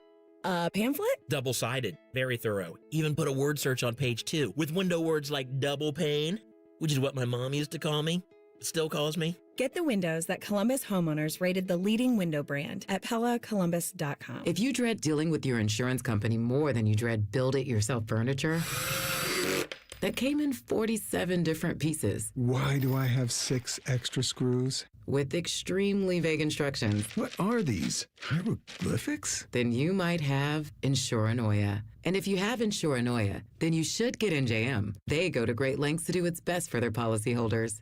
No jingles or mascots, just great insurance. NJM. Insurance underwritten by NJM Insurance Company and its subsidiaries. T-Bone and Tyvis is sponsored by Capital Ford of Columbus. Find your dream ride and get approved fast at capitalfordofcolumbus.com. One of these men was prom king. The other is Tyvis. You're listening to T-Bone and Tyvis. You know, everybody's talking about what do the rankings say? What are the rankings like? College football season, we get all excited about the rankings. Well, how about a team that's ranked very highly when it comes to how they get the service done at your house? When it comes to putting in windows, that's what Window Nation brings. They are ranked the best in customer satisfaction, 96% customer satisfaction rating, and over 45,000 five-star reviews. So see, this is the thing.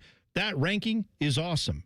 But the other thing we talk about this time of year is schedule. You need to get Window Nation on your schedule. Schedule your free estimate now at windownation.com because what they've got on offer is 50% off all Windows styles. You can get 0 down payment, no payments or interest for 2 years when you go with Window Nation. And I'll say that again. 0 down payment, no payments or interest for 2 years, plus 50% off all Windows styles at Window Nation. This is the time of year to get it done, folks, because you've already made it through the summer. You probably noticed your energy bills were up because your old leaky windows are letting that air out. So get it fixed with Window Nation now before we switch seasons, before we get into all the cold weather months where it's going to get even worse. Do it now. WindowNation.com. Get them on your schedule today. Dylan said that somebody has left us a voicemail Oh, yeah. Asking Dylan. a very good question, and I can't wait to hear y'all response. Okay, go ahead. Good morning, gentlemen. This is Kyle from Worthington, Ohio. Just wanted to call in because I saw an interesting take yesterday on X. I saw that Shady McCoy had chirped in and said that, in his opinion, Ben Roethlisberger does not deserve to be in the Hall of Fame ever because he was never once an All-Pro.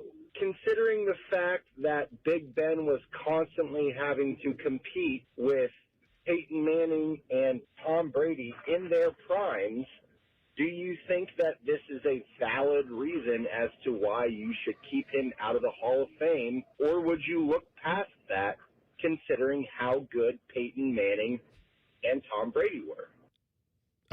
My answer is yes.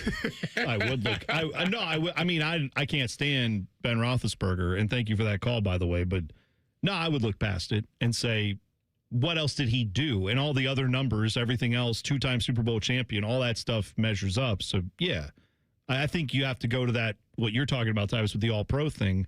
I go to that if I don't have any other, like if everything else is iffy, but then I see, oh hey man, he was a 3-time, first team All-Pro, then all right, then I probably got to give him that. Yeah, I think that's different. But in Ben Roethlisberger's case, it does matter when it's quarterback. There's only so many spots that you can have, and you happen to be playing with perhaps 2 of the greatest quarterbacks to ever play the game.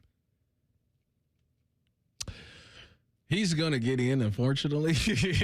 I don't think he's a first ballot Hall of Famer, but due to the fact that I guess because he sits 7th on all-time yards, passing yards, he's 7th. Well, is that you say that like, oh well, I guess because Phillip Rivers is 8th, and him and Matt, he's 8th, and Matt Ryan's 9th. And if you was to ask me, I would say neither one of them get in. But okay, I think Matt Ryan's getting in. Why? Because he won an MVP and went to a Super Bowl. Both those guys will probably get in eventually. And what did he do in the Super Bowl? We can get in this argument over and over again. It's not about what we. No, he stopped playing offense though. Go ahead. It's not about what we think the Hall of Fame should be. It's about what the Hall of Fame is. And there's quarterbacks worse than Matt Ryan and have less accomplishments than Matt Ryan. Kick them out. That are in the Hall of Fame. I agree with you, but that's not the reality we live in. Kick them out. What we do, if somebody gets passed, listen, it should be, I will take 6 quarterbacks.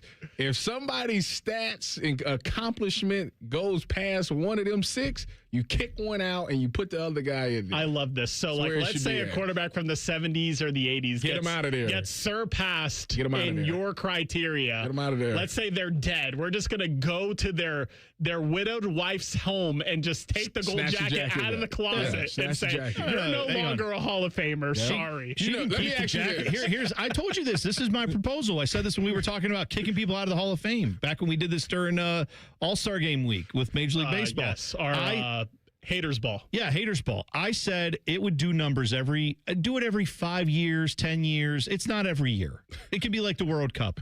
But have it be where you go through all the Hall of Fames in one summer. You do a week of the Pro Football Hall of Fame. You do a week at Cooperstown. And the idea is we're cleaning out the Hall of Fame. And we're getting rid of we have to add in people. Obviously, they're coming in. We got to move some stuff out. That's how you keep things tight. That's how you don't have this bloated Hall of Fame. It doesn't need to be. And as the game changes, these people they could send the bus to their family, say congrats on your run in the Hall of Fame. However, you're not going to be in here forever. The jacket thing don't bother me. You know keep why? the jacket. I don't care. Go ahead. Because the Canton Hall of Fame, like when you have. For example, when Mike Thomas broke the record for most receptions in a year, I think it was. Yeah. What they took his gloves or something, and they put it in the Hall of Fame. Right. So the guy who was there previously, what did they do with his stuff? They had to move an exhibit to put another exhibit in. Is his stuff still there, or did they ship it out? They probably still have it like in a storage. But it's not on display. But no, it's not on display. That's exactly how I would do the Hall of Fame. Yeah, there you go. I can see that. Yeah, you could have the online Hall of Fame, and then you could have the but nobody, who knows who this guy? Who cares? Like, move him over here. You could have that, and it could be a rotating thing of we've updated the Hall of Fame now with these 25 guys that were not previously on display. They're back on display. So to answer the caller's question, he wouldn't be a first ballot, but he's going to get in. Yeah, Roethlisberger's going to get in. I don't think there's any question of Because Did he win the MVP? He might get in. I think he might get in first ballot. Did he win the Super Bowl, the MVP for them? I doubt he did for the first one. Because remember, it was just his second season. It was like Jerome Bettis' farewell. Didn't Santonio Holmes feel like he won one of them. Yes. Or did he just kind of catch? High pitch. Why are we all in this tone? Are you kidding me? Well, you guys figure that out. I'm going to focus on. I'm done looking at the past. I want to look forward to the future. Hines Ward won it the first time. Santonio Holmes won it the second time. Man. Yeah, look at that. Todd Monken. He was talking yesterday after practice, I guess, and he had been asked by Mary Kay Cabot, hey, these two players, Shedeur, obviously Deshaun Watson, they're both very close together. Are they, I think she even asked the question, are they even Steven, was essentially what she asked him. And here's what Todd Monken had to say about it. I've been impressed with all of our quarterback room. I'll start with that.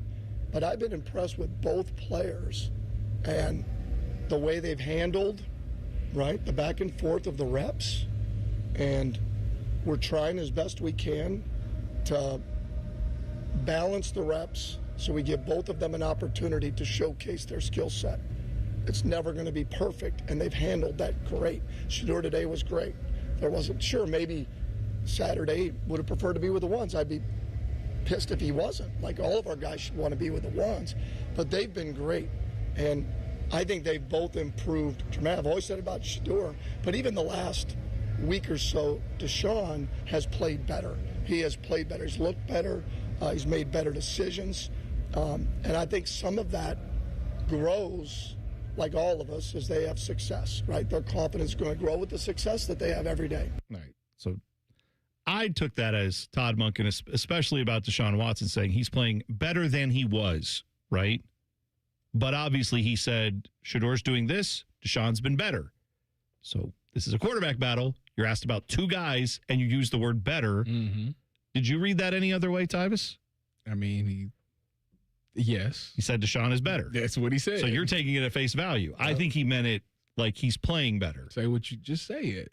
Well, here's what. So then a reporter, I don't know which reporter this was, but they did their job saying, hey, you said better. Can you clarify what you meant? Giving Todd Monken an out to make sure that everyone understands what he's saying. I'm not sure I understood you. When Mary Kay asked if they're even Steven, and then you mentioned that Deshaun's is better. Hold on. What was that? So that's what I'm asking. Were you saying, I said Deshaun's better? Were you saying that he's gotten better since camp, or that he's better than Shedeur? I want to make sure. I don't think I threw in there that he's better than Shedeur. I'm not sure I went that far, but I appreciate you trying to trap me in that. What are we doing? No one's trying to trap you, Todd Monken. They're asking you to clarify what you said. I'm sure he was just joking. What do you mean? Like, I'm sure you just tried to trap me in that. He probably smirked. I don't think he did. I saw the clip. He looked like he was like, I appreciate you trying to trap me. It's like, no, you're not. You're not trying to. No one's trying to trap you. Why are these people so paranoid up there in Cleveland? By the way, it's a touchy subject. They're acting like this is as if you're picking between Joe Montana and Steve Young. You're picking between two guys who probably are at best going to be 10% different than the other. Like, I don't know why we have to sweat this out. What might be a better strategy, and this is just me being an idiot who has watched the Browns for the last 30 years, maybe what would be a better idea is that you just pick a guy and let him have all the reps, and pick the guy who's younger, cheaper, and is probably not going to be with the team next year. Don't pick Deshaun Watson, the guy who's going to also not be with the team next year, but cost all his money finally starts to come off the books. No, go with the guy in Shedeur Sanders that if he doesn't work out, you're done. If it does work out, hey, maybe you found your quarterback answer. I seen a take on the quarterbacks, and I want to run it by you, and you tell me what you think for this quarterback competition. They said that, is there a world where they think Shedeur is better than Deshaun? They want Shedeur to be the starter, but maybe he's not ready for the beginning of the season. I want to take all these papers and throw them in the air. Then that's on the coaches and the staff and everybody there. Like, he's already been there for a year. He's already been in the NFL. He's played in NFL games. How is he not? What do they mean he's not ready for the start of the year? To do what? That's what how many? I seen that, and I just wanted to run it by you. Then if that's the case, then you don't have any quarterbacks. And you know what? Might as well let Dylan Gabriel play at that point. I mean, Jalen Green, put him in. Yeah, why not? Why not? Like, Are we not supposedly getting the best quarterback play of all time coming in the next quarterback draft? That's the whole argument. Generational talent. Jimmy Haslam's going to be sitting there wearing an Arch Manning jersey by week 3. We all know what the plan is here. You're tanking for Arch. So everybody said that they should be tanking for Jeremiah Smith. Oh, I fully support that. We had a hot take on that, by the way. Alex the King said that Jeremiah Smith should be the number 1 guy in this draft. You said we're going to see all 4 quarterbacks. You really believe that? You really believe we're going to see Dylan Gabriel and Taylor Green start games for the Browns this season? You've been watching the Browns the last 4 years? The only reason I would argue with you, Tyvis, I think you're right, though. Whoever's there will play. They've literally done it for like 4 seasons straight. Andrew Berry has also traded a quarterback, it feels like, every offseason, too. So maybe one of these guys gets traded. But outside of that, whoever doesn't get traded, yes, I think all of them will play. They didn't play about 3 or 4 quarterbacks. Yeah, you're right. Like ever since I've been working for them. Yeah, that's exactly right. All right, we'll come back. We'll hit the buzzer next. T-Bone and Tyvis on the Fan. Fan traffic. From the Atlas Butler Plumbing Services Traffic Center. Looking at some emergency repairs happening right now on the north side, north of Worthington. It's by 270, that eastbound direction. That left lane and left shoulder is currently blocked by 315. Of course, we had some flooding out there earlier this morning, but so far not seeing any crashes out there. Looking great on the east side through Gahanna, especially if you're heading towards the airport. 270 southbound, 670 westbound, and especially for our friends traveling towards that southeast side by Canal Winchester. Only a 5-minute commute on 33 over towards Gender Road. I'm 10 TV's Brianna Albizu with your fan traffic. Something big has just dropped at Hothead Burritos. Introducing barbecue pork carnitas. Juicy, mouth-watering pork carnitas. Our limited-time new citrus chipotle barbecue sauce. Savor the summer flavor. Hothead Burritos. Get up and get you some. So you know your age, your weight, your income, and probably even the mileage on your car. But what's your testosterone level, and is that level normal for your age? If you don't know the answer, Low T Center can help, and they'll do it for free. Go take a free testosterone test and find out if Low T Center can help invigorate your life like it has for thousands of other men in Central Ohio. Get the energy, vitality, and endurance you used to have. Start now by going to fixmylowt.com and book an appointment for your free T-test. Do it today. On this episode of Science Stuff, we're examining the fastest things on the planet, like the cheetah. It can reach a land speed of over... probably having an off day happens to everybody, but here is the American race car. People love the thrill of the... Okay. Next up is the Falcon. Oh, all right.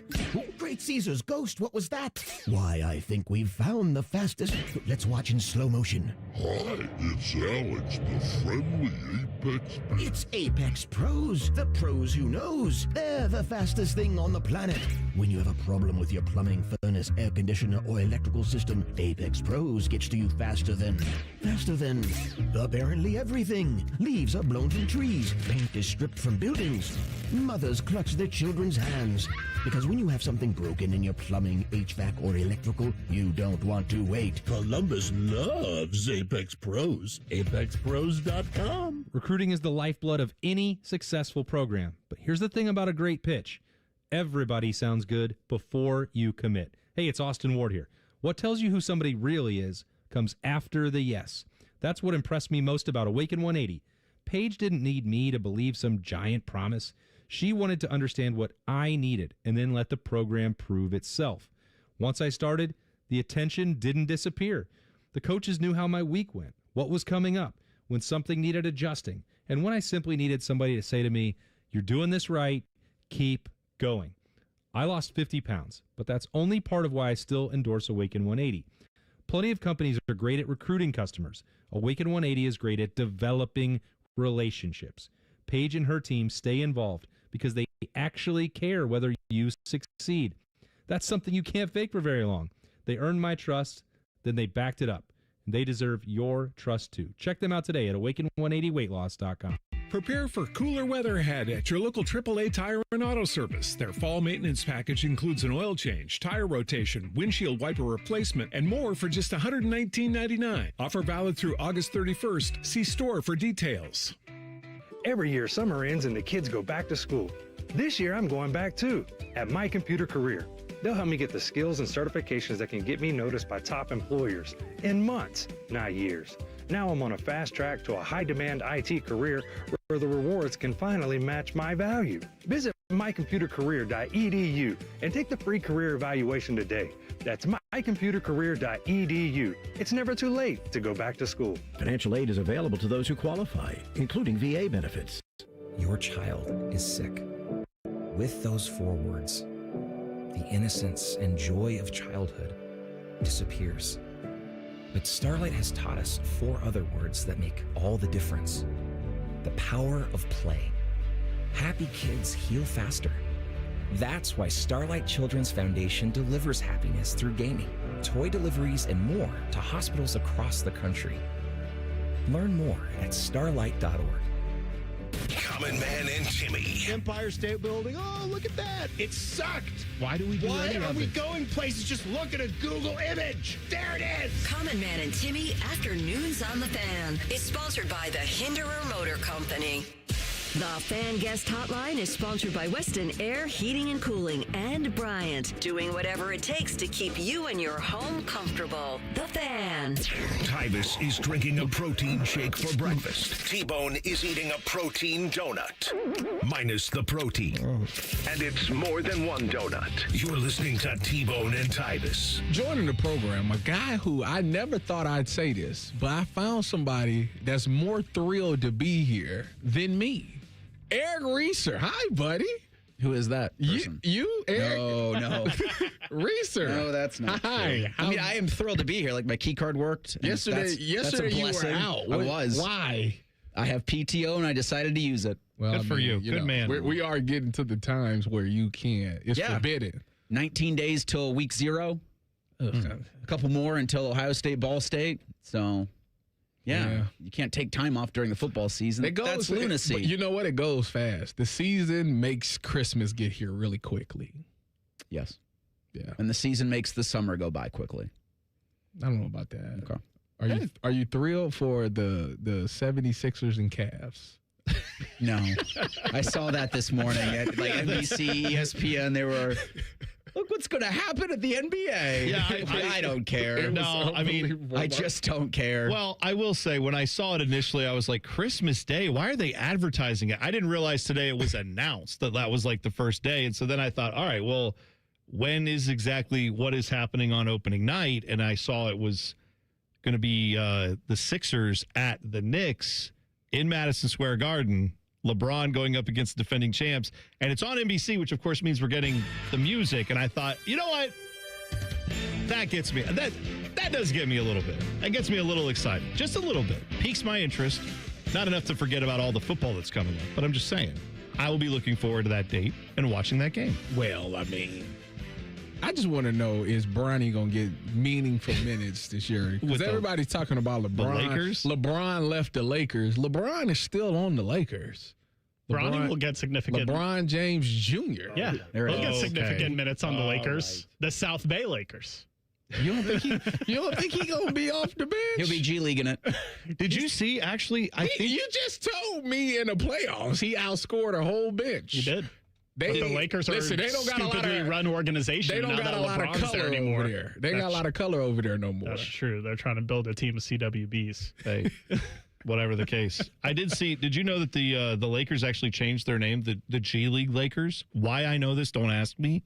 But what did you say that they were called? I thought they were the Lakers as well, South Bay Lakers. No, they still are the Lakers, but now they're the Coachella Valley Lakers. Oh, hell yeah. They've moved out to Coachella Valley. So, I made this joke when I saw that announcement, which is why I remembered it, that if you tell your friends, like, I got us tickets to Coachella, and it ends up being just like a G League game. See Bronny.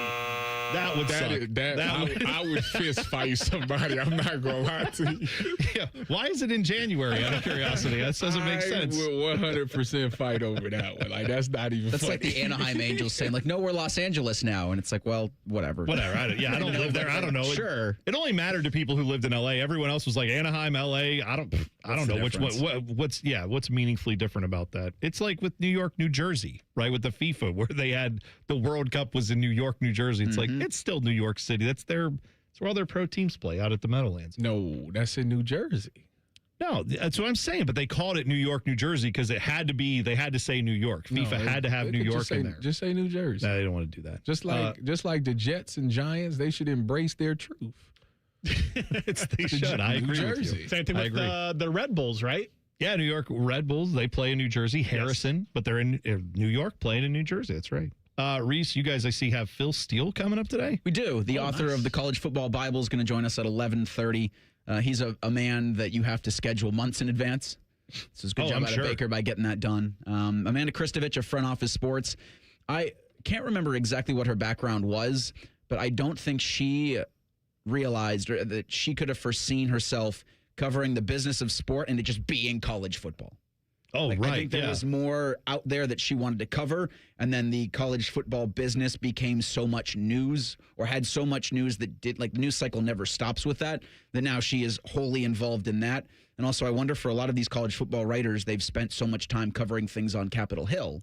Yeah, right. I congratulated Austin on Saturday when Protect College Sports was put on the table for 5 months or 5 weeks. I said, congratulations. You go at least a month without having to worry about these things. But Amanda Kristovich of Front Office Sports is going to join us at 10:30.